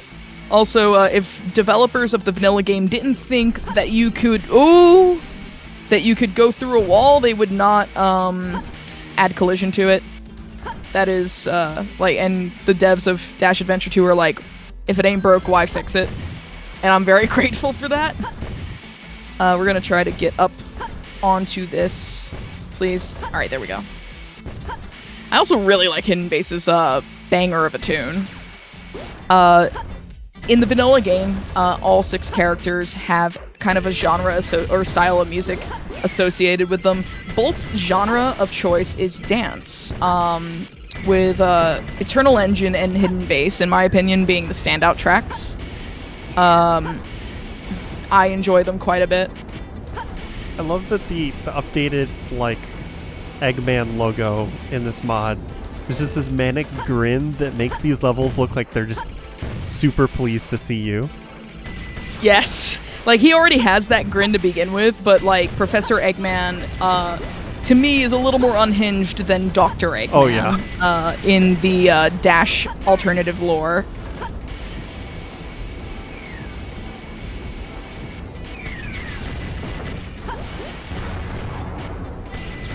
I'm just noticing all these little details that they put into this mod, like all over the place, like changing the flags and the alternate logos that are all over the place, and it's really neat. Yeah. You're actually my favorite texture work in this next stage, Pyramid Cave, is my favorite texture work in the game. It was done later in development, from what Reveneer told me, so it really shows, like, the skill that Reveneer has gained over time working on this mod. This mod's been in the works for over a year, I think. And this is a very, very beautiful set of textures for Pyramid Cave. I know that's, like, sometimes a controversial opinion, but I love seeing that and stuff like this. Because sometimes creators will, like, when they gain a lot of skill over the course of working, they'll want to go back and change the early stuff to match that they've gotten better with it, but sometimes I find it really fun to see the improvement throughout the whole scale of the project, you know? Oh, yeah. 3 years now is how long Dash has been in development. I lied. There we go. We're gonna grab this switch, so, because Dash no longer has access to the bounce attack, and has the drop dash instead, I can't really skip that door very easily. I just do it vanilla, which is fine. But we do have the spin dash. Let go of me. I couldn't see the camera. You can't fix SA2 camera, no matter how much you try. Alright. I was like, what happened? And then I noticed you're being held onto by the ghost who wants to hug you to death. Yes. There we go. We got that door clip first try. I had to figure out the visual cue for that, because the floor texture is different from vanilla. Oh, no. Very different visual cue where I use a mix of the floor texture and the positioning of the switch pedestal on Dash's right-hand side there. I want my checkpoint allergy to not flare up, thank you. Because I haven't hit a checkpoint in a while. How much of finding the new lineup was like looking at this game and the old game side by side and like, okay, what is nearby that I can reference to find a new lineup here? You know, that would have been a smarter way to figure out the new queue. Well, the other problem is that like Dash's jump being higher than Sonic's means that he has to be farther back than Sonic for that skip. Okay. So Co-Empathy found the skip initially, or found that it still worked, and told me, yeah, Dash just needs to be farther back, but did not send me the visual cue. I had to figure that out myself and found my own ways to make it consistent, which was really, really nice. We're going into Death Chamber and then King Boom Boo, and they have really nice Sandopolis references in their music. It'll be much more apparent in King Boom Boo's fight, though. Okay, I know this piece. It's just this track starts out a little quiet and audio balancing. As someone who has done audio modding for SA2, audio balancing this game is actually impossible. Yeah, I'm essentially riding the fader on the stream for this. It's tough anytime you're inserting like new sound effects and music into a game that already exists. Give me that hint. Wandering Ghost. I actually don't remember this piece, so I'm gonna get a second hint. Room with 4 pillars. This is probably a booty clip room? booty clip? So that box I just used to clip out of bounds, it is actually kind of important that I get behind that clip, or get behind that box, and it has a goddess on it, basically. Oh. Path to the center of the green room. Okay, so I know where I'm going actually now. Is it over here? Yeah. I actually did not remember that piece at all, so I'm glad that I wandered into the right area. So that the way I got out of bounds there is there's a golden goddess box, and the piece name for when there is a key in that box is called Beauty and the Beast. But because you're behind the goddess box, you're like getting behind her butt to clip out of bounds. So we call it booty clip. I didn't name it. Ghost? That's fantastic. I love it. So, fun fact about Revenir. Revenir voices a couple of characters in this. King Boom Boo is one of them. And, from what they told me, King Boom Boo is basically them saying bruh as many silly ways as they could into the mic and then editing it from there. Jabs' new physics, compared to Knuckles, actually breaks Boom Boo's AI, so I had to force him to come out the other side of the pillar to actually get him to do his cycle so I could get him to progress the fight. There we go. Oh my god, now that you mention, I can hear the bras. Oh, you aren't. Is this gonna be a 3-1? This is probably gonna be a 3-1. Get off! Okay, yeah.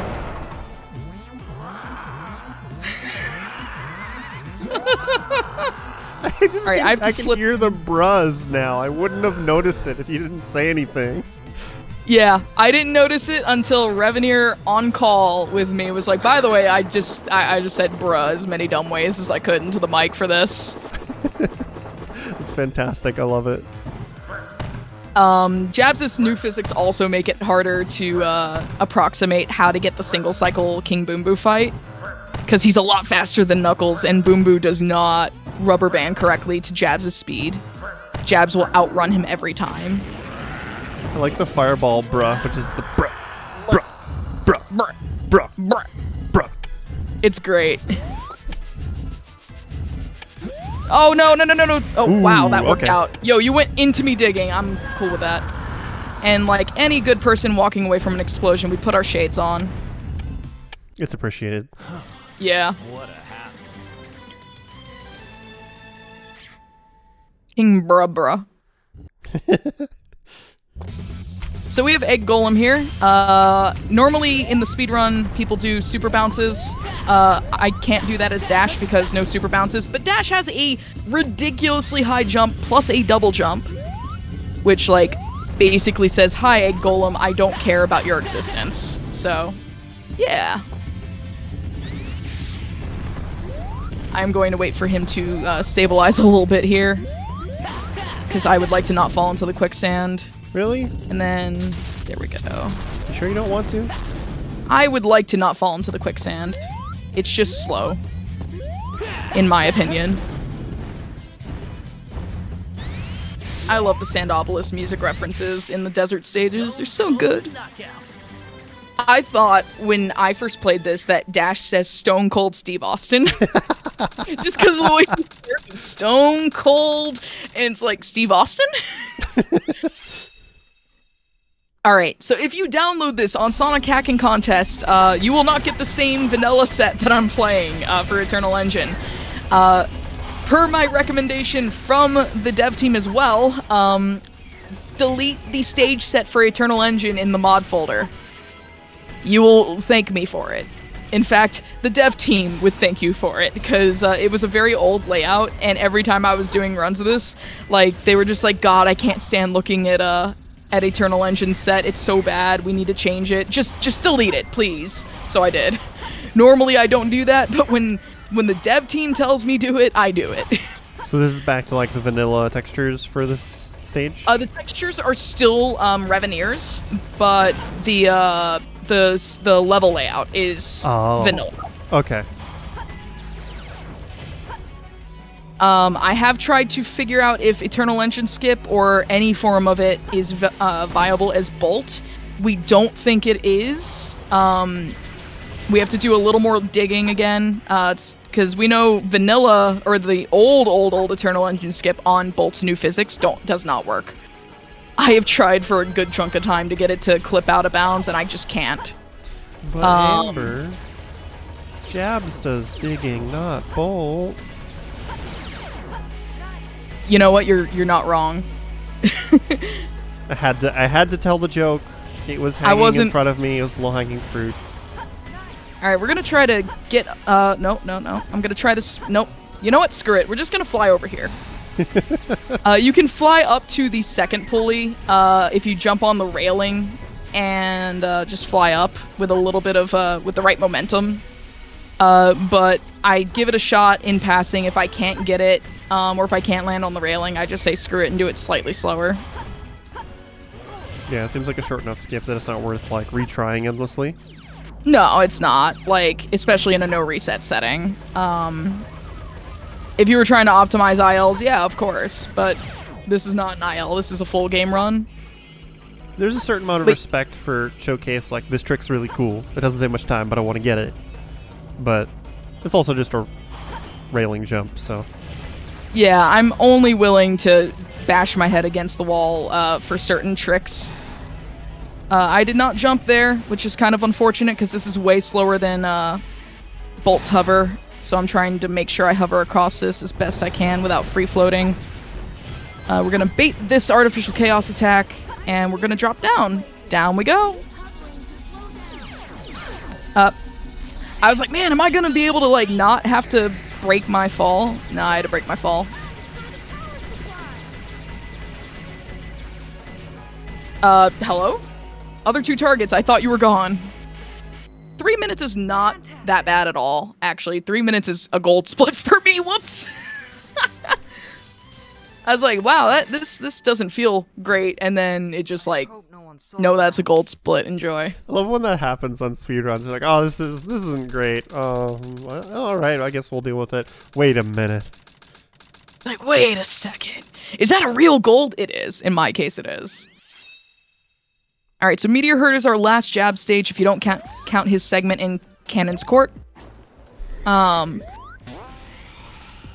Jabs' triple jump definitely helps in trying to get certain pieces here, or in general scaling. I need to actually get a second hint because I don't remember this first hint off the top of my head.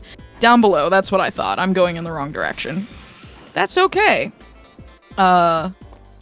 When you are trying to do commentary at the same time, it is very, very easy to lose track of where you are. There it is. I feel like that's like the only wooden box in this stage. I'm almost definitely wrong. Yeah, I mean, but, I could help with commentary if you don't mind me lying through my teeth, because I don't know this game at all. I mean, if that's your jam, so be it. There is a hint monitor not here, but I apparently have the right hint.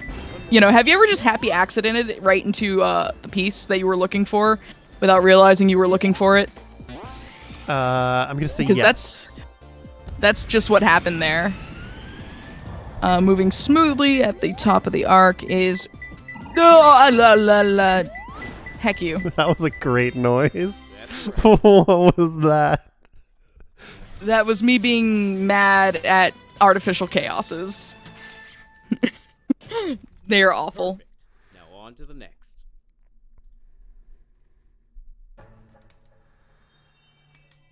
Alright. So we're gonna fight Pikara. It's just like the Rouge fight in Vanilla. She is allergic to Drill Claw. Very allergic to Drill Claw. So that's what we're gonna do. We're gonna just Drill Claw her until she gives up. We get to see her owl model. Oh, look at it. It's so good. It is, like, Pikara is just, like, easily my favorite design in this mod. Please. Please. Please, please, please! There we go. This is the most ridiculous looking boss fight ever. You're just sort of bouncing in place. Yeah, like, that's just me mashing, like, claw gripping my controller and jumping and drill clawing. until she dies.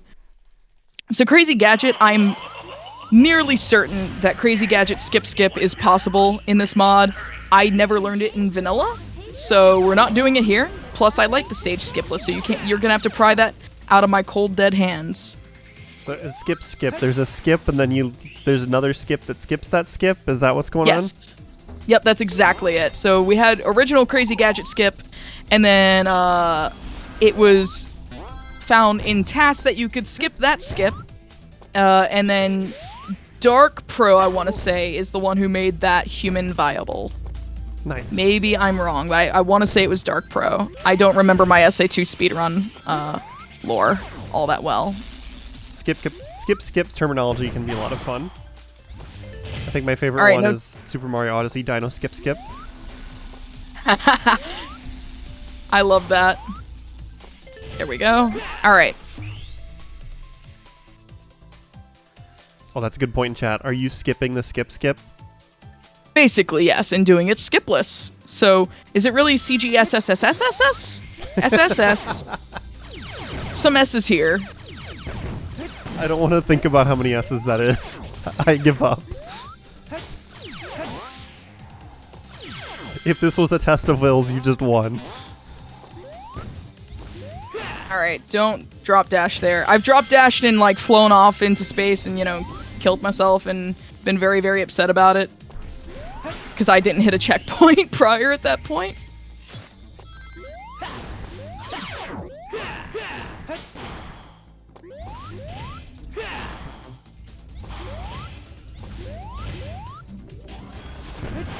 There we go.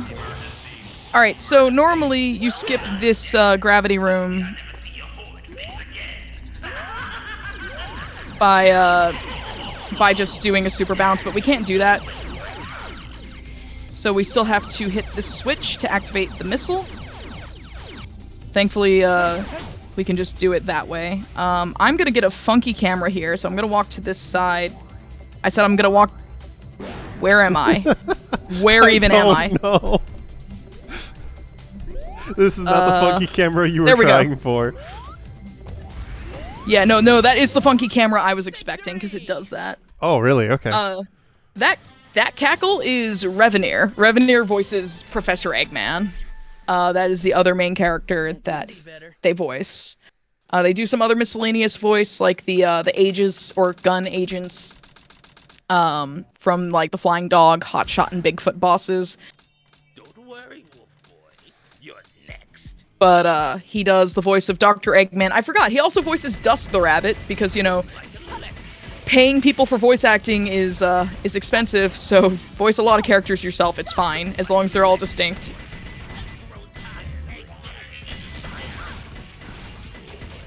Yo, have you ever just canceled someone's laser beam?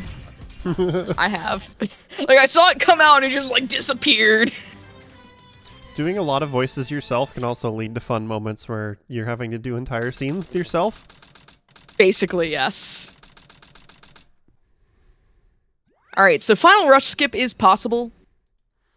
I need to be able to count for it, so I'm going to be quiet, and then basically what's going to happen is I'm going to start falling into space and dodging kill planes, and I need to be able to turn at specific times based on my IGT, and based on when I get the camera turn here, when I get this jump. Or, I can just, miss the rail entirely. That works too. What? You went right through it. Oh, that happens sometimes if you're going too fast. The rail just does not want to pick you up. That happens in vanilla as well. Alright, taking it a little bit slower so we can actually, do the thing. Alright. Silence. 2, 3, 4, 5, 6, 7, 8, 9, 10, 11, 12, 13, 14, 15, 16, and turn and position ourselves under those towers that are above me. The visual cue for this is a little different. And I can start bouncing right about here. Or drop dashing, really. So I fall faster. So, assuming I did this right, I should be seeing the end of the stage come into view in just a moment. There it is. We want to not hit any kill plane. There's one last kill plane that could have killed me, but we're already past it. And we're going to fall into the goal ring like so. Victory! The visual cues and timing are a little different for the dash version of Final Rush Skip, so it is very important that I pay attention to the skyboxes and the background stuff, as well as the in-game timer, so I fall between kill planes correctly. Are there any mods to like help you see the kill planes to learn how to do that, or is it just... There is a kill plane viewer mod for Final Chase, Final Rush, and Cosmic Wall. Nice. Unfortunately, there are no other kill plane viewers for the PC version, but you can also view them in Dolphin for the GameCube version. The kill planes are no different from the GameCube version to the PC version. So, the higher jump height breaks the boss AI here as well, so we have to lure him into doing his special attack, and then catch up with him so that we can damage him that way. So it's a slower fight overall than vanilla, but like still a good hero story. We're actually ahead of my PB coming out of Hero Story. We have a cutscene that I can't skip until we get to the FMV. I don't know who these Sonic characters are. Where have they been this whole game? Who are those? Who are they? Who's that fox? Where's my wolf? Where's Bolt? At least we get at least a brief showing of a fox in this game. In case you couldn't tell, I like foxes. Awesome job, Tails. You know, I know that's a shocking revelation, Amber. Yeah. Like, who's Sonic? I don't know. Someone's OC, I guess, yeah. So, as we go into the credits, now is a pretty good time to take a quick break. I'm not going to pause the timer until I'm out of credits, basically, but Railcoon can go ahead and pause their timer. We'll be right back with Dark Story. It was the right place to split the run, because Last Story is too short, so if you are subbed to the channel, enjoy the music. Otherwise, Railcoon, take it away. Yeah, so we, on Hotfix, for these longer runs, we like to encourage healthy behavior. So we're going to have a wellness break here. Give both myself and Amber an opportunity to get up, stretch, use bathroom, refill water, that sort of thing. We encourage you all to do the same. And like Amber mentioned, if you're subbed, you'll be able to hear the banging music during the break. Otherwise, we're going to take a quick break here while we do this wellness break, and we'll be back in just a few minutes with more of Dash Adventure 2, so stay tuned.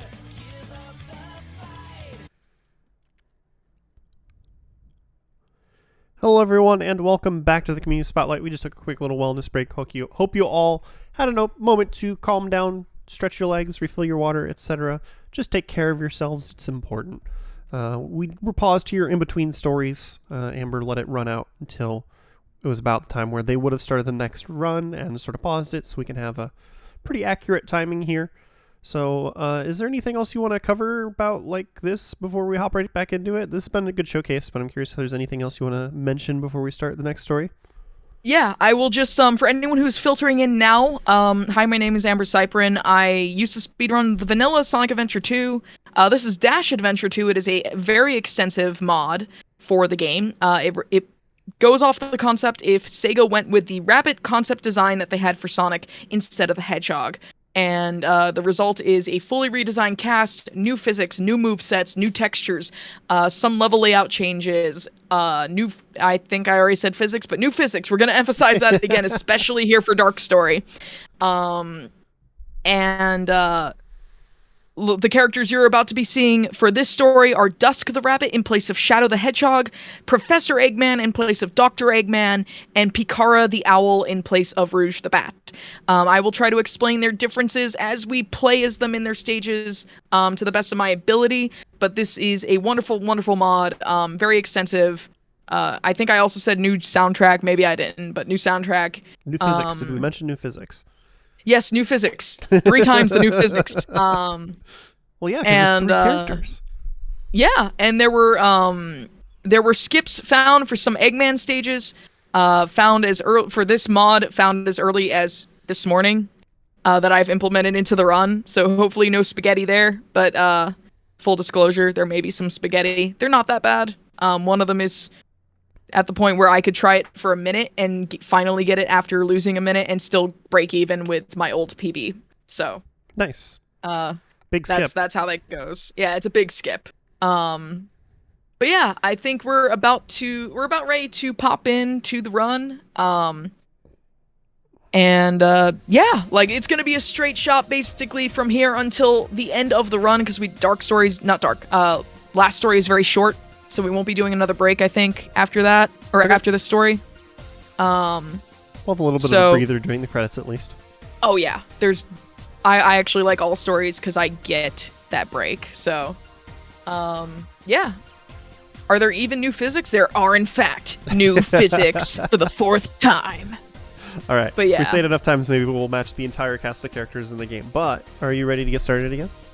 Yes, I am. Count me down. All right. 5, 4, 3, 2, 1, go. All right. So immediately, we're going to be playing as Professor Egg. Is the song coming from the game? Yeah, that was from the game. The soundtrack is great.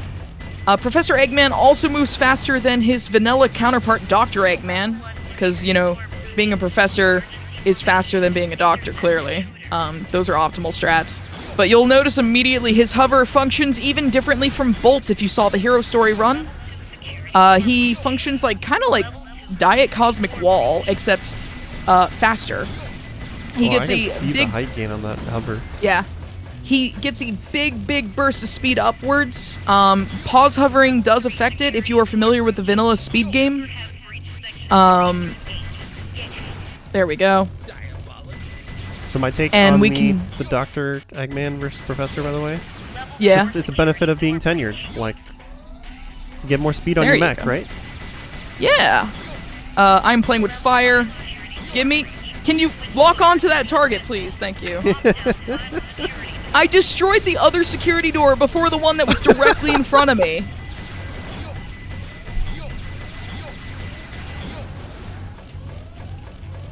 But Reveneer, who is the team lead for Dash Team and the main texture artist of this game, voices Professor Eggman. So you're going to hear a lot of Reveneer in this run.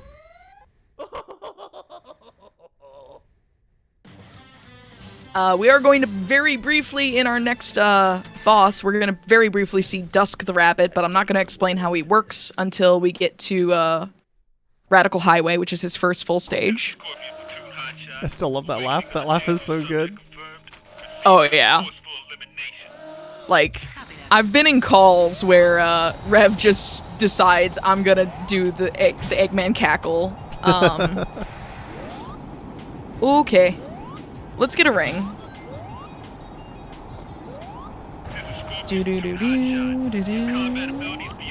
There you go. Alright. That was slower than I wanted it to be, but that's okay.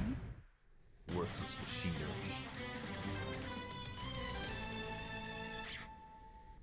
So we're gonna hop into our first Pikara stage, Dry Lagoon, and it's a hunting stage, much like Jab's, but she has wings and she's an owl, so naturally she can fly.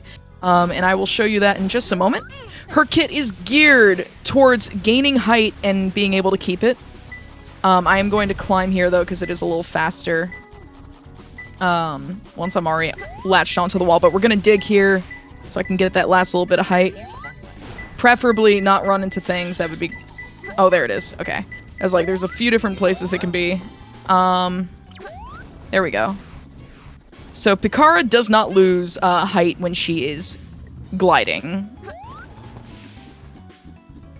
As you can see here. It is actually pretty great, not gonna lie.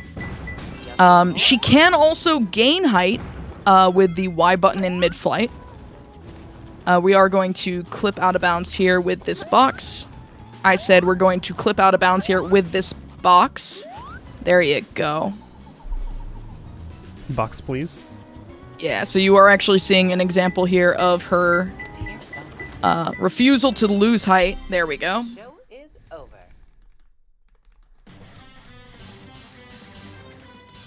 Yeah, Pikara is a swap for Rouge as we are in the This beautiful rogue Dark always Story goes now. dark.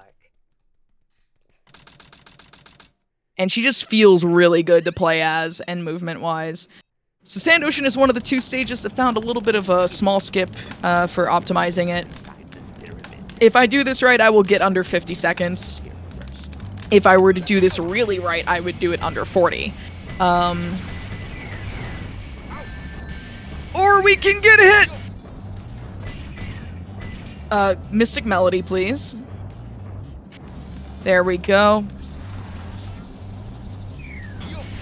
So we're actually gonna pause hover, gain massive height, do it again, gain massive height, go through a wall where it's not supposed to be solid, and just kind of skip an entire corner of the stage here without caring.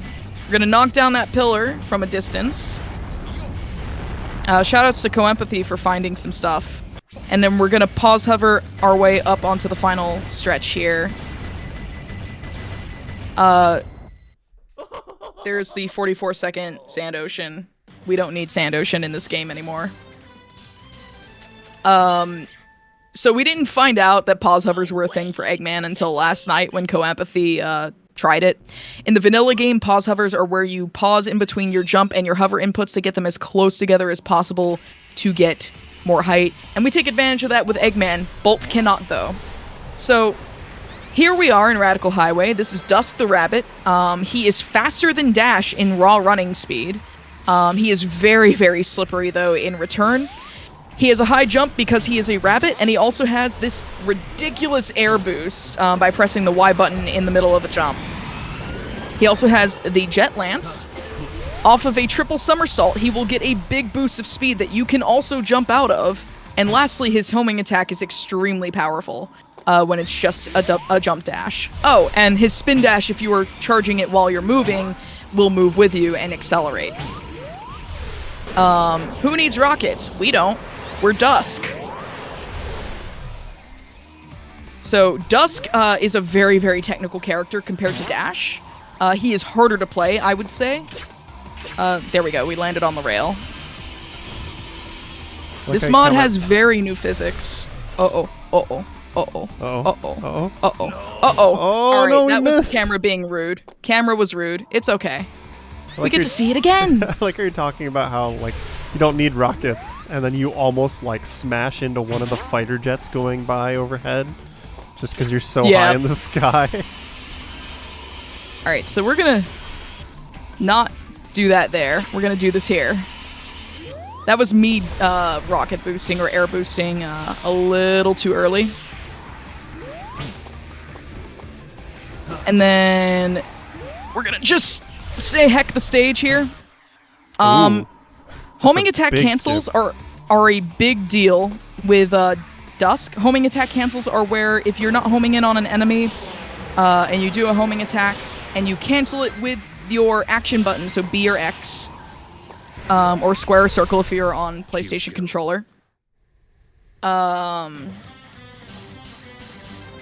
have an important question. What's up? Is Dusk wearing Heelys? Air shoes still, but they look like Heelys. They look like Heelys, and the way he moves makes it look like Heelys. I love it. This is rude. But yeah, homing attack cancel is absurd with Dusk, because when Dusk gets enough lateral like speed, he can actually hover in the air for approximately 3 seconds, and that's a thing that is carried over from Metal Dash, who replaces Metal Sonic as an extra character. You won't be seeing Metal Dash in this run though, because this is the vanilla stuff, or not the vanilla stuff, but this is the regular story. Red Warrior, we mean Blue Warrior. So Pikara's flight here is actually super useful. We're just gonna bop right into him, grab this. Under the tail is Red Room, so we're gonna go back to the room we started in. And just schmoove right through. Oh my goodness. And I'm gonna... Oops. I'm not used to the fact that, like, I can glide out of that. I'm used to having to get a second jump, so I will let go of glide. Wrong hit monitor. Dark Sonic is... blue, I want to say. We're gonna go blue. Dark Sonic, I think, can be 2 different pieces. I'm gonna go with blue and be wrong, so we're gonna go to the Snake Chamber. Or not the Snake Chamber, the, Snake Altar Room. Just fly on through Pikara just looks so cool. She's heavily inspired by the idea of like Persona 5 and like, you know, being a rogue and stuff. It's really cool. There we go. Dark Sonic is a hieroglyph hint, like you'd normally use a hieroglyphics on the wall, but the retexture just kind of doesn't have them, so I'm lucky I know where I'm going. Alright, Lost Colony. You're gonna see me reset this stage right after this like little intro. This is a new skip that was found yesterday. I can try this for a minute and still break even with my old PB doing it skipless. So we're gonna restart because reasons. Alright, we are not out of bounds. We were out of bounds. We didn't do it. This should do it. There we go. Alright, now we're out of bounds. So my cue for getting that very precise hover is as follows. I look at the in-game timer, and I'm looking for 1.3 seconds to do that hover jump. Between the hover jump, or the pause hover, Eggman's own natural height gain with a hover, and the elevator boosting our upward momentum, we can break out of bounds very easily here. And just like that, we are at the mandatory elevator of the stage.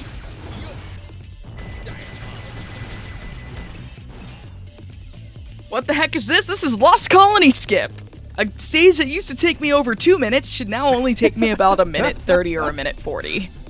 When the dev in chat says, wait a minute, what did you just do? Shoutouts to Co-Empathy for finding that. Hey Trader, this run is chaotic. It is amazing. Shoutouts to Trader who runs 180 Emblem in the vanilla game. Does that work in vanilla? No, you can't get the height to get out of bounds. Unfortunately. I'm just like kind of bopping to this song, by the way. Oh yeah, I can turn it up now that the mech isn't stomping around. Well, now it's gonna be stomping around. Yeah. I forgot to mention, like, the song is a bop. Eggman's genre of music for his stages in this mod is industrial, and a lot of the songs are kind of bops. Yeah. Very bassy, though. I've played this soundtrack in the car with my partner, and, like, the bass just rattles the subwoofer. It's great.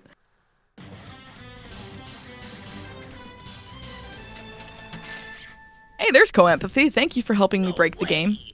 Eggman lost the colony. Yep. So Weapons Bed also just doesn't care because I have hover. It doesn't care in vanilla either when you have hover. Can you please? There we go. Just seeing stars there. Alright, so we're gonna pause hover so we can get a lot of height, and we're just gonna, normally I'd go to the middle platform here, if you see in the distance, that is now on my left. I don't have to actually touch that one. I can touch this one over here, which is where I'm actually going. Oh wow, plenty of height to spare. Yeah. That's amazing. And we want to stay on the ground on this aircraft carrier because, for some reason, even in vanilla, Eggman runs super fast on it. We don't know why. Weird. Look at all the Sonic runners showing up in chat all of a sudden. Alright, there we go. I'm gonna just make it over to this platform. There we go.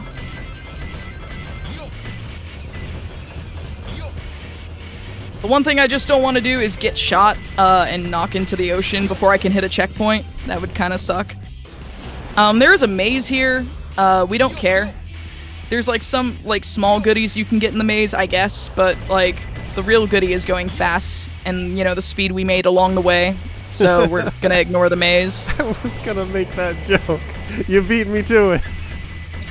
See, this is why we're friends. We do that to each other all the time, it's true. Absolute facts.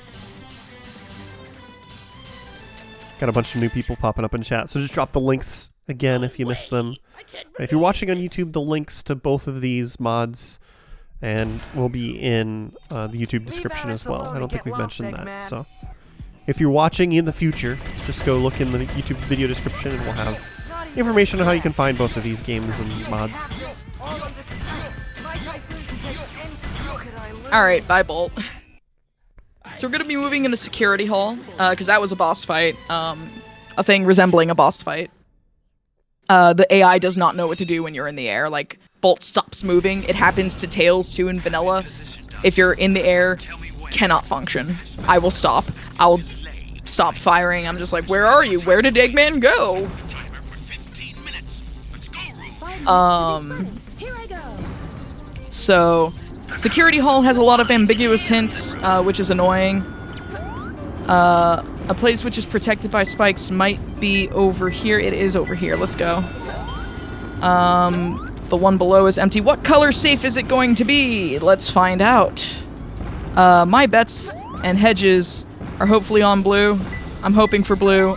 I'd be very... Yes! It's here. I don't have to unlock the safe. It's already unlocked by default. Let's grab this hint monitor here. A place which is protected by lasers. Is it up here? It most certainly is. Which side is it? There it is. There we go. Very smooth security hall. Didn't have to unlock a different color of safe. Like, very, very nice set there. That's a massive gold for that level, by the way. That was very good luck. Someone's confused about Rouge's model. This is Dash Adventure 2. It's a complete model swap and physics change, some level redesigns. It's a cool mod that was made to explore the idea if the original character designs had been stuck with instead of redesigned. The concept art for Sonic being a bunny instead of a hedgehog.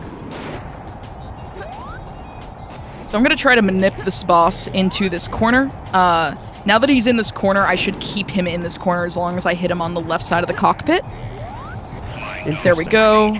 I missed the beginning of the manip, but I was able to recover it. Basically, once he's in a corner charging his laser, it's pretty easy to manip him back into just not going anywhere else. Because otherwise he flies all over the place, it loses a lot of time, he goes out of bounds, it's a big pain.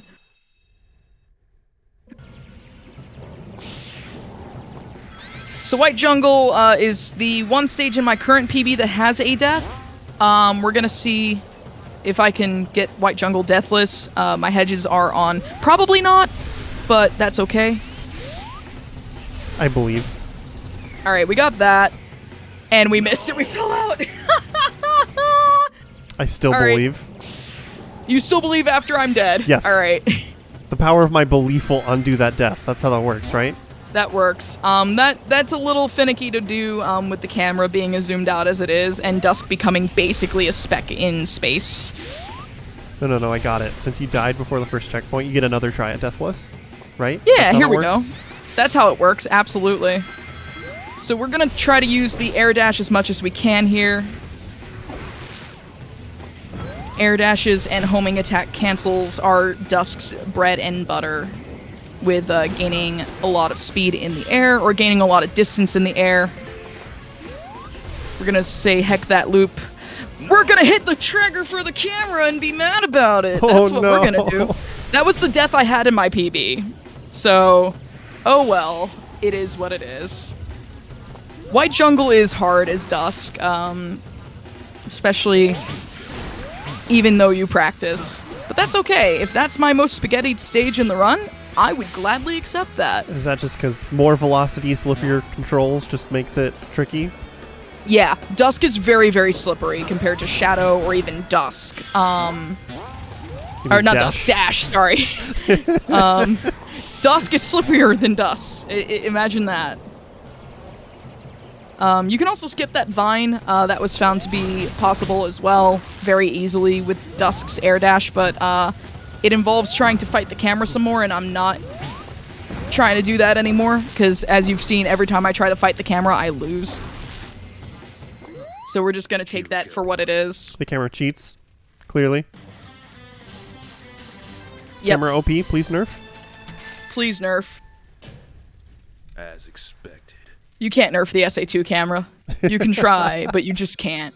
Alright, so disregard these cutscene models. It is extremely difficult to mod them in a way that would not be costing a bunch of time and effort. No model swap, to my knowledge, outside of one that actually just retextures Sonic, basically, will work properly. So it's not just a Dash problem, that is a SA2 problem. Pretend all you like. How hard is that level in vanilla? In speedrun or casual? Because casual, it's not bad at all. In speedrun, it is still, like, it's a technical level. Use jerk. So, higher jump AI, higher jump breaks AI. Dash will just like to jump in place a lot of the time. There we go. You're just spamming jumps. Yeah, and I'm just like, Dash, can you not? You want to be, like, vulnerable for more than 2 frames at a time, Dash, please? Dash? Dash? Get off the railing. There we go. Dash is trying to bait you into missing an attack on the railing and sending yourself to your own demise. Yeah, which happens often enough. Like, it's frustrating. Because normal F fight's a lot easier in vanilla because, you know, the jump height is fixed and the AI knows how to function with that. But if you liked Route 101, you get more of this beautiful, beautiful skybox and wonderful Radiant Emerald remix here in Route 280. Also, you'll notice the shadow does not match the new model for Pikara's motorbike. Shadows are hard-coded, cannot be modded. Wow. Amazing. Until the modding tools allow it, we can't do it. So enjoy the conspicuously shaped shadow, unfitting for the motorbike. Basically, just how powerful that motorbike is. It casts a shadow that doesn't match its shape. Yeah, it's an eldritch creation of pure speed. Yes. That's my headcanon, and I'm sticking to it. Up. It is a very sick bike. All of the kart racing models, by the way. All of them. Except for the extra karts currently. But they are going to be replaced. All of the, like, kart race moding models are replaced. So, like, Dash has, like, I don't actually know the reference. Neither does Rev. The model designer knows the reference, but there's a whole lot of references in the form of the kart race models. You should check it out. Yeah, constant tire screeching. Rev is saying the shadow is the motorbike stand for the JoJo reference. I appreciate that. Yes. Wait a minute. Be quiet. Just leave it to me. Oh, geez. I'm, like, looking at chat and just ramming into a wall. That's how this works, right? I want the big ramp. It's less time in the air. Big air. Small air. We're gonna rate different air, apparently, as big or small. SMOL. Have a few more people asking about the mod in chat. This is Dash Adventure 2. Just drop some links in chat. Those will be available in the YouTube description as well. Yes, it is very, very strongly recommended that you download and use that softlock patch, because there is a softlock in Sand Ocean if you are trying to play just the new game instead of New Game Plus version of the run. That got addressed in that patch, along with some softlocks that happened in missions 2 and 3 for a number of stages that have, like, modded fog overlays. The code did not play nice. They fixed it when I did a 180 and found the softlocks. Who is the creator of the mod? The team lead is Revenir Incarne. The Dash team is the full name of the team, though. So folks like X Dexterity and a few others also exist. The Dash Adventure OST will get an official release. Until then, you can download most of the tracks, including some unused ones, in the SA2 Realm Discord, where you can find lore and other stuff about Dash there, or just chill with some cool people who like SA2, or just cool people in general. You don't have to talk about SA2 there. Revenir Incarne is the voice of Dusk, Professor Eggman, King Boom Boo, and some other miscellaneous voices, and is the main and is the main texture artist for this mod, and his work is incredible. He's also done texture work for, like, Sonic Generations Redux and the other mod, Modern SA2, I believe. Don't quote me on that. I know that he's done a lot of texture work for Generations Redux, Oh my but goodness. by That was so much speed, Amber. Dusk breaks things. Oh, I hit an incline.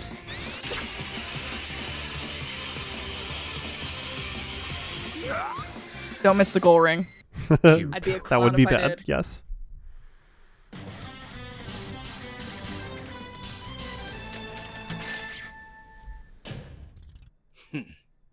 But yeah, like the Dash team has done incredible work on this.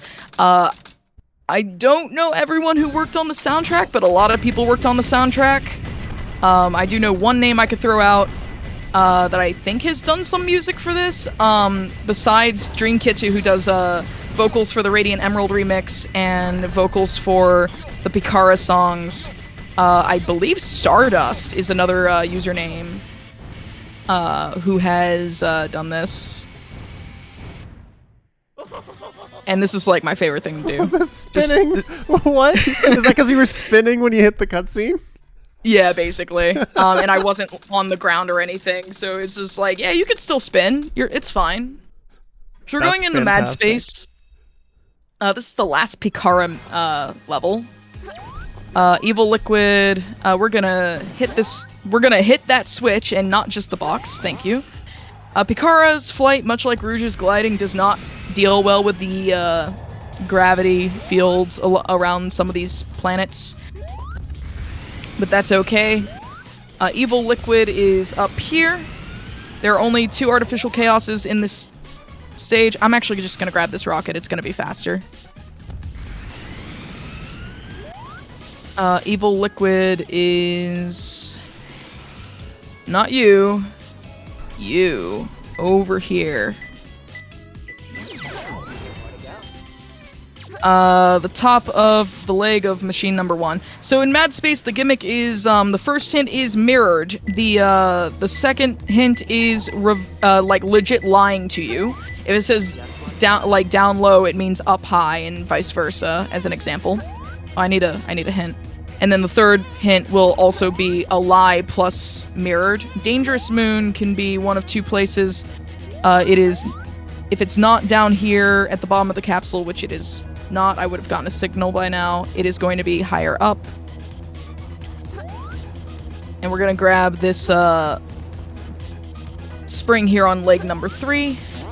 This game actually gave me the ability to read mirrored text very, very quickly, which is hilarious. All right, it is this moon. There we go. We're gonna go into the Jabs fight, and Jabs, much like Pikara, is allergic to jumping and, you know, coming down all of a sudden. So we're gonna... What is this called? Drill Drive is Pikara's variant of this move. We're gonna Drill Drive Jabs until he stops moving. Treasure hunter. And gives up, and... violent. Yeah. Talking to you is a waste of time. I'm just gonna drill drive him until he stops moving. Okay. Hand over those masks. I didn't think that the Sonic characters killed people, but Alright, here we go. Camera's playing very nice here, which is good. It's very fun to just like be like, yo, what are you doing? I am claw gripping my controller and just mashing square X and circle. You need the song and playlist. The SA2 Realm Discord server has it. You can download it there. They will be releasing it in full as a download link, no Spotify or anything like that, but it will be available when the mod is ready. When the mod is going to be finally released, I don't know. The team says basically when it's done. Jabs is the kangaroo. Pikara just has very sharp talons on her feet. Yeah, that's what I'll use. Because she's an owl. Owls have sharp talons. yeah. You do not want an owl to land on you despite how cute it sounds. It hurts. This is modded Sonic Adventure 2 Battle, basically. This is Dash Adventure 2. I hope you like this segment of Cosmic Wall, because There's not going to be a whole lot of stage in just a moment. We are going to hit a point where there's just going to be Egg in Space, the new hit film, to complement Chow in Space. One other thing I haven't talked about is the mech has a fast fall if you hold left and right trigger. It really only sees a lot of use here in Cosmic Wall.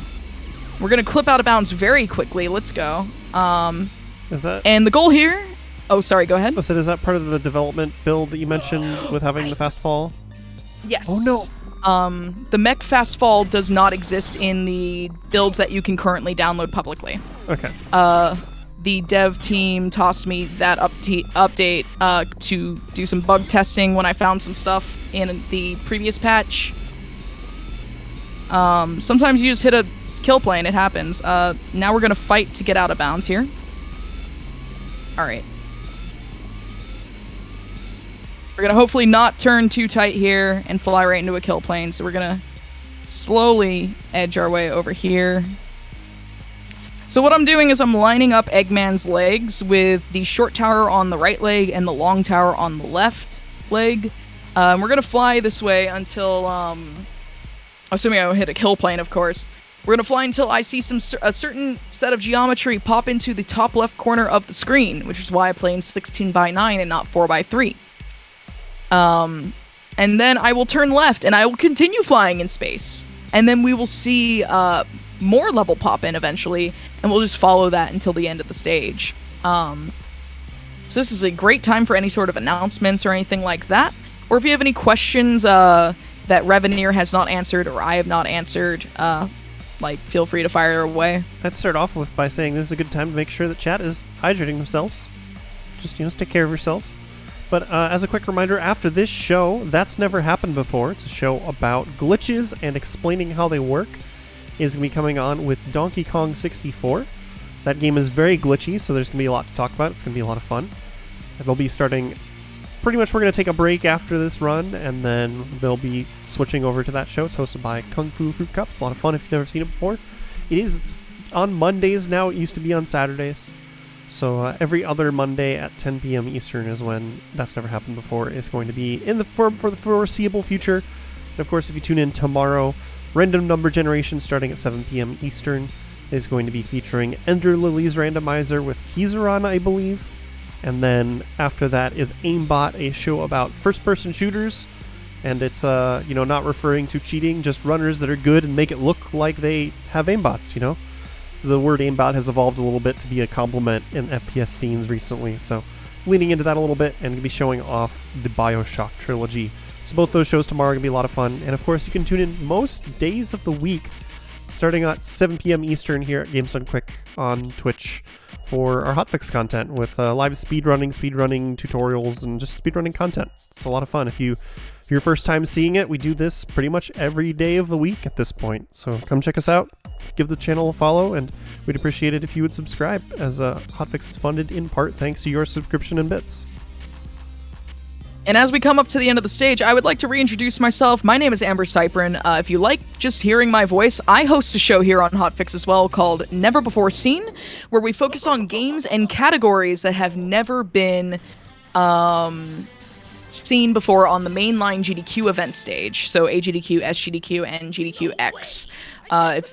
If it has not been on there, I want that show. Or I want that for my show. And sometimes you do categories, right? Yes, games and categories. In fact, on this Wednesday, starting around, I know Mercy Kill's estimate is a little shorter than normal. It is going to be about 2:15 for that estimate, so I will be starting a little earlier than 10 p.m., more like 9:15, 9:30 p.m. Eastern tonight, Wednesday night. With talking and breaks. Yeah, we will be showing another showrunner, ADEF, with Breath of the Wild Challenge Randomizer, which he developed and has not been on Hotfix in like 10 months. Yes, if you watch that show, you will recognize my voice from that.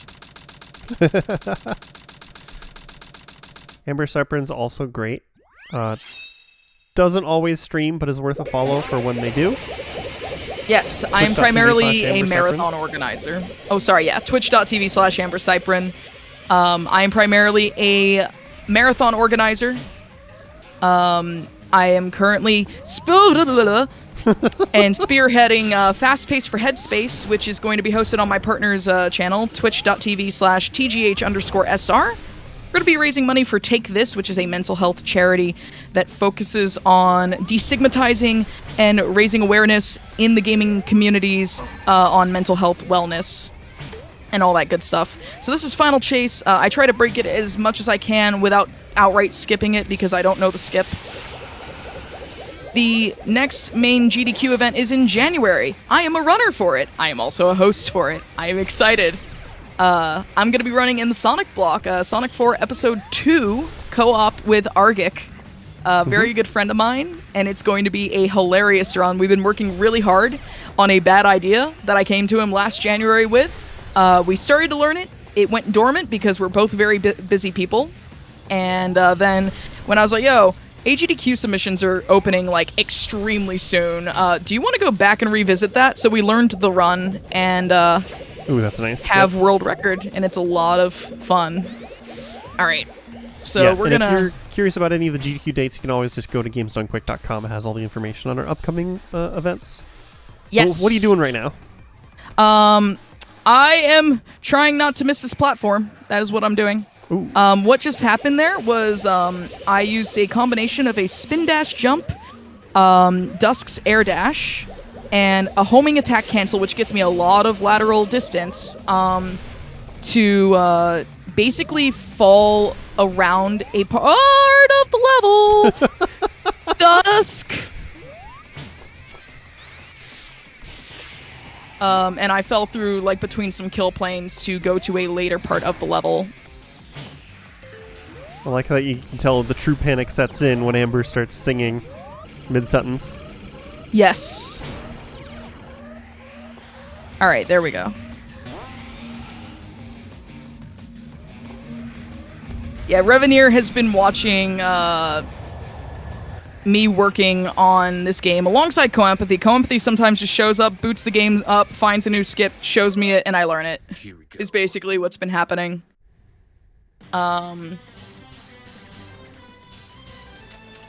And together we've been breaking the game apart. I found a little bit of tech here and there. I found that Final Chase tech. I found some white jungle stuff at the beginning of the stage. And it's been a collaborative effort to bring it down to what is currently a 136.10. In a more skilled runner's hands of the vanilla game, it can go down even farther. So same problem with this fight as every other Dash Dusk fight. The higher jump and faster movement breaks the AI. Also, Dash's tail clips into his stomach when he does the special attack, which is a little funny. We're pretty sure that that's what happens with Sonic's tail when he does that animation in vanilla, but his tail is so short and not as thick as Dash's tail that, like, it probably just doesn't show in the, like, small cutscene. Yeah. You know what this song reminds me of? What? Jet Set Radio Future. I kind of expect to hear just the vocalist go, do it again. Oh, yeah. There we go. Alright. That is a successful dash fight.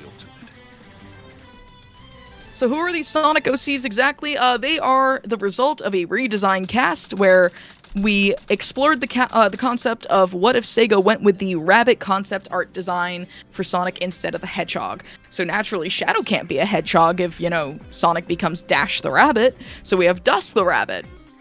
Tails is no longer Miles Tails Prower the fox. It is Bolt. I'm gonna butcher his full name. Ampera Bolt Watson, the maned wolf. And then Jabs is Jabs the kangaroo, not Knuckles the echidna. We have Professor Eggman over Dr. Eggman. And then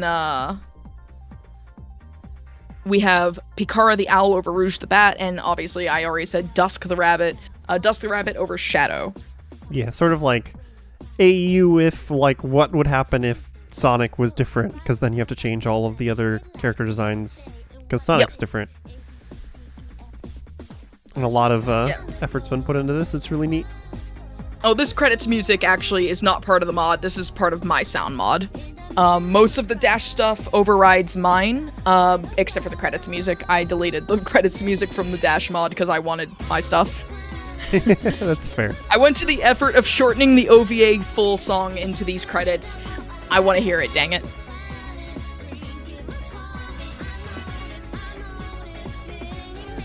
So now we just have final story left. So I don't know. Yeah, we have last story left. Last story, so it's one long stage and 2 boss fights. So you'll see all the characters in small segments. So you're going to see Bolt, Eggman, Pikara, Jabs, Dash, and then finally Dusk in the Bio-Lizard fight. And then you'll see Super Dash and Super Dusk in the final Hazard fight. That's what's happening. What is the song I edited in for the Dark Story credits? It is the Sonic OVA main theme lookalike. The full version of that song was recently uncovered, like earlier this year. So, I took advantage of that, and even in vanilla SA2, Shadow is a lookalike to Sonic in the story. That is a plot point, because people, for some reason, mistake a completely different looking hedgehog for another completely different looking hedgehog. Just going to take this opportunity to drop the links in chat again. Yes, download the main game at the shc.zone website, and download the softlock patch fix for the game via Revenier's pinned tweet there, if you want to play this as well. If you want to delete the Eternal Engine level layout that is changed and you want to make it back to vanilla, you can do that. You just have to poke around in the mod folder. You'll find the set files, I promise. Support the legacy. I am running it on vanilla Eternal Engine because the dev team told me to. Is basically where it was at.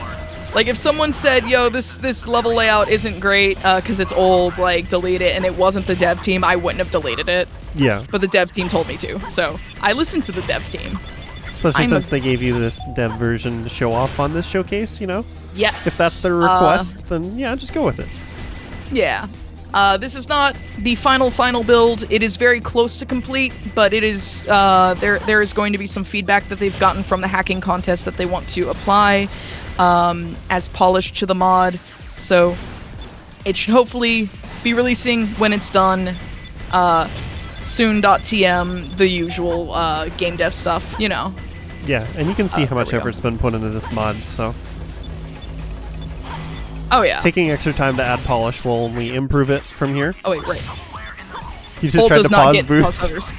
Yep, Bolt can't do saw it. that. Bolt actually loses height from it.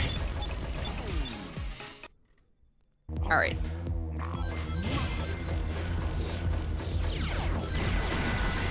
Please kill all the things. There we go. So this elevator is mandatory, like most Eggman elevators.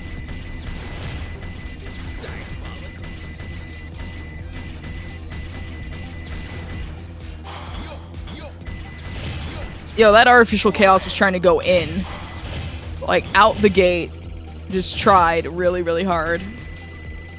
Alright, we gotta kill these two to open this door. It's just more comfy to do it from the pulley there. There is a Cannon's Core Eggman skip. I don't know how to do it, but I am almost certain it is possible with this move kit for Eggman, especially with all the additional height that he can get off of pause hovering. It is doable in vanilla as well, just with more difficulty. Professor Eggman probably just makes it into a bit of a joke by comparison. Oh, I gotta kill these two, right? Great, Eggman. There should be a security door somewhere in this room. There we go. Alright, so we're gonna fly with Pikara up to this switch to freeze time. That's the big gimmick with Cannon's Core. Oh, no.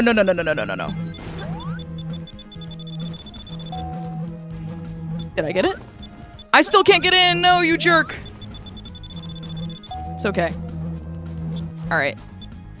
You'll hear the Sonic 2 Death Egg theme reference in the music, by the way, for Pikara and Jabs' sections. Are Eggman's physics altered in any way? Yes, all physics are altered for all 6 characters, and they are not clones of each other either, which is the icing on the proverbial speed cake. Yeah, they're all slightly different from each other, from their equivalents, which is really nice. Yeah. Like, Oh, Dash you and can't skip Dusk that. are not the same. Not at all. Bolton, Like, they are Eggman are very different. Pikara and Jabs are very different, too. Pikara being able to fly is a big difference. Yeah. Also, Pikara's So, design just slaps. it does. Let me out! You trying to go out of bounds So- here? I'm recognizing Yes, I what you're am. doing here as trying to go out of bounds. There we go. So, there's this whole, like, big old swimming section, and I'm not having it. For a second, Jabs wasn't having clipping out of bounds either, but Jabs has faster swimming too, so if you don't want to do that clip, it is faster to do it skipless. But yeah, a lot of characters are faster, there's new movesets, or new additional moves, like Dash here has a double jump and a drop dash. The drop dash is in place of the bounce attack, which you'll see in just a moment. There we go. It feels really good to play. Can you please? There we go.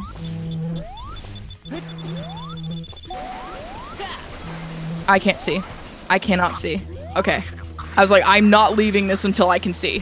That's probably a smart call, given that the camera has already hecked you multiple times this run. Yes.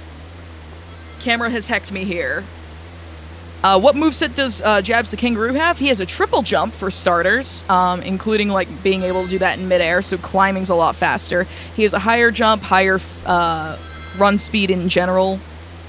He still has a regular glide. Pikara can fly and gain height, which is different from Jabs. But his main thing is his triple jump. It's a big, big boon to him. You can find all the general moveset changes and some physics changes in the Sonic Hacking Contest download page for the for this. It explains the general changes from character to character. Read those thoroughly and you won't be disappointed. So the Bio-Lizard here is, like, they put a lot more Black Arms reference from Shadow the Hedgehog into this to try to tie the two plots together a little more. Everyone is used to having to do a very hecking precise fast homing homing attack up the side of the Bio-Lizard. I'm going to try to do a less precise but still finicky slower homing attack because of Dusk's higher jump up the Bio-Lizard's side to hit the life support system. Which side am I on? I am not on the side I want to be. The side of the water I'm on, if I fall into that water, I will just get carried off and die, and I would like to not. There we go. Whereas this side, if I fall into the water by accident, it doesn't really matter. I don't get carried off. There we go, and then we're gonna go into the last thing here. Also, Revenir does the vocals for this song. Revenir does a lot of work on this game, or on this mod. There we go, and that's Bio-Lizard. Little spaghetti on the first hit, but still pretty good overall. God, lowly prototype. And now we go into the final hazard fight, which is Super Dash, Super Dusk, and it's unchanged from the vanilla aside from the textures and the music. And obviously, you know, we're playing as 2 rabbits and not 2 hedgehogs. Oh, I like this. This is like a remix of the original song, isn't it? Yeah, this is the 30th anniversary version of the song from the symphony. Everyone that worked on this is just my alternative accounts. That's great. But I want to shout out the Dash team, which is led by Revenir and Carne in chat. Its Dexterity has done a lot of work on this.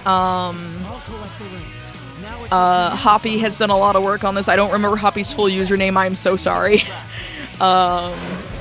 And I want to thank the dev team for being awesome as we go into the end of this run. Y'all have been fantastic and have been nothing but supportive of me running the game. And I'm really glad to see a lot of like the people from the SA2 Realm Discord for the Dash community come together. If you want to run this game, you absolutely can. It is mostly just me doing full game runs, and Co-Empathy does a couple of IL runs. And I got shot in the face. That looked like it hurt. It's alright, we're invincible. Nah. We're invincible, but we still have a ring count to worry about.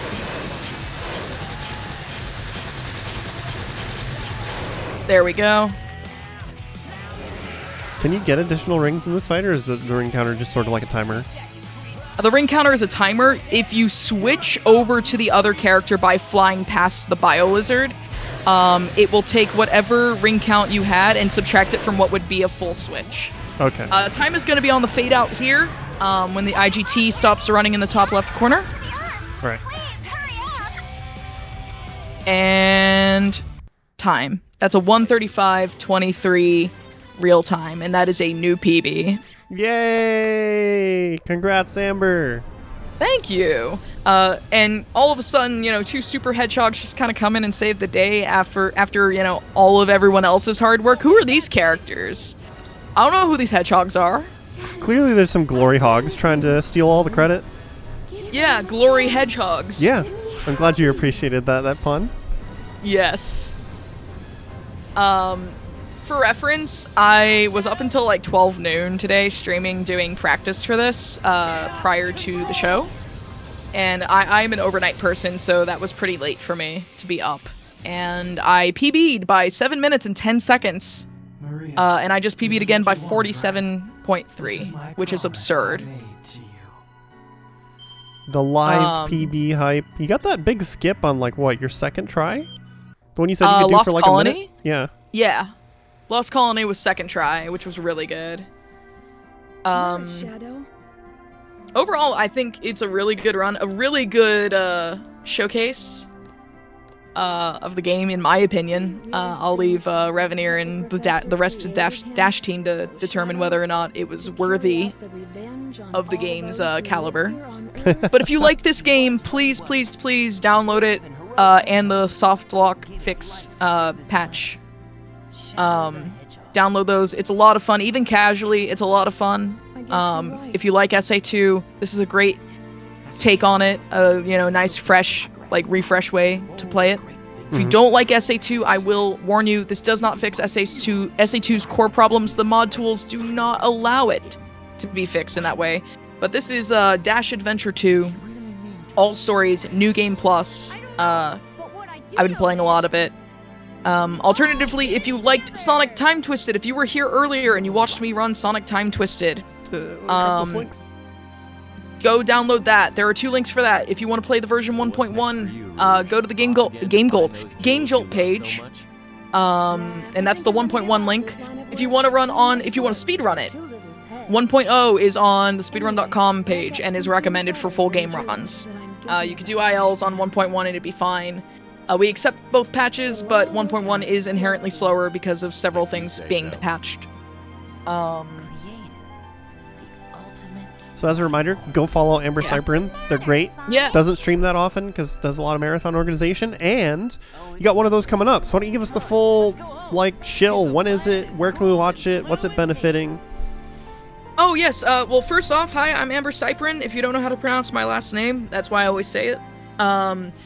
I am a marathon organizer and a hotfix show host. So I host Never Before Seen every other Wednesday on Team Velocity, where we showcase games and categories of games that have never before been seen on the main GDQ stage. That is AGDQ, GDQX, or SGDQ. We are having ADEF on our show, or on my show, on this Wednesday night, starting probably around 9:30, based on when Mercy Kill is planned to end. And it's going to be Breath of the Wild Challenge Randomizer, which is a category that has never been on the main stage. And then I also, like I said, I'm a marathon organizer. I'm spearheading as the head organizer for Fast Pace for Headspace. It is a charity marathon benefiting Take This, a mental health charity that focuses on destigmatizing and raising awareness for mental wellness in the gaming community, both in the industry and in gaming subsets. They do a bunch of great things like AFK rooms, both for physical and virtual conventions, where it is staffed with mental health professionals. They do a lot of workshops and education and all sorts of other things. Check them out at takethis.org. Over on TGH_SR's Twitch channel, that is going to be happening this weekend, Friday, Saturday, Sunday, from 10 a.m. to 10 p.m. Eastern each day. You can go to my channel and type !FPFH, or you can check out my pinned tweet for the schedule. If you go to twitter.com/AmberCypran, CYPRIAN, as you see it on the screen. And you can check out the schedule there. I do have to make one change after I'm done with this outro for day 3, but that's about it. Yeah, thank you, Railcoon, for posting my links. And Just yeah, wanna if you are interested, Take This is fantastic. If you're not familiar, definitely look into them. Their AFK rooms are great, but also just a great decompress zone. Even if you don't need to talk to somebody, just sit, have somewhere quiet. They're a great organization. It's great. And mental wellness in gaming, both in speedrunning and casual gaming, is very, very, very important to me. As someone who has struggled with mental health, I cannot stress it enough. Charities like that are fantastic. And I want to thank you, Railcoon, for having me on. I know you were struggling to find people for November 1st specifically. Yeah. And I was like, I can brush off Time Twisted just for you. It was a bit of a struggle, and Amber came in and saved the day, so it's very much appreciated. Thank you so much for being on the show. Yeah, I'm very, very, very happy to be here. I'm going to play City Escape because I know Richard likes it. Yeah. But yeah, that's going to be it from us. Check out That's Never Happened Before. I almost said my own show name. I was going to clown you for doing it because you had it in your announcements. You were about to say, coming up next is Never Before Seen. And I was like, Ray, it's not, that's never happened before. They're going to be showing off glitches in Donkey Kong 64, which is a very, very glitchy run. They're going to be explaining how that stuff works. It's a wonderful show hosted by Kung Fu Fruit Cup. So if you enjoyed watching me explain some glitches, but I couldn't slow down and explain them, you can find a slowed down speedrun-ish, air quotes speedrun of DK64 coming up right after this. So they usually go through the route. Sometimes they'll just do only the glitches. I'm not entirely sure what the plan is, but it's a fun show either way. Amber did all of my outro plugs for me, so benefit of having a showrunner on your show. Get to sit back while they do all of the work. And if you missed this run or Time Twisted, check out the YouTube VOD. It'll probably be up tomorrow-ish. Or if you want to just catch the highlight reels, because this was like a 3-hour show, check out GDQ Some of Best Segments on YouTube. It is our highlight channel, where we just kind of highlight, the ups and sometimes the downs of runs. And most usually hilarious moments are what I highlight myself. But check that out. It'll probably be up tomorrow or the next day. It's usually up within 48 hours, usually 24 though. Yeah, I think we're a little behind right now, but it should be up pretty soon. Yeah, I usually think 48 hours. Thanks again for being on and doing the outro plugs for me. I just get to sit back and relax. So we're gonna Once I'm going, I'm gone. Yeah, you just kept on going. The momentum just carried you the entire way. But thanks everybody for watching. This was our showcase of Sonic fan games. So I hope you all enjoyed it. We're going to take a quick break here while we switch over to the other show coming up. That's never happened before. So give us a few minutes. We're going to go to a break. Take this opportunity to stretch, refill your water, take care of yourselves before we jump right into Donkey Kong 64. So we'll be back in just a few minutes with that.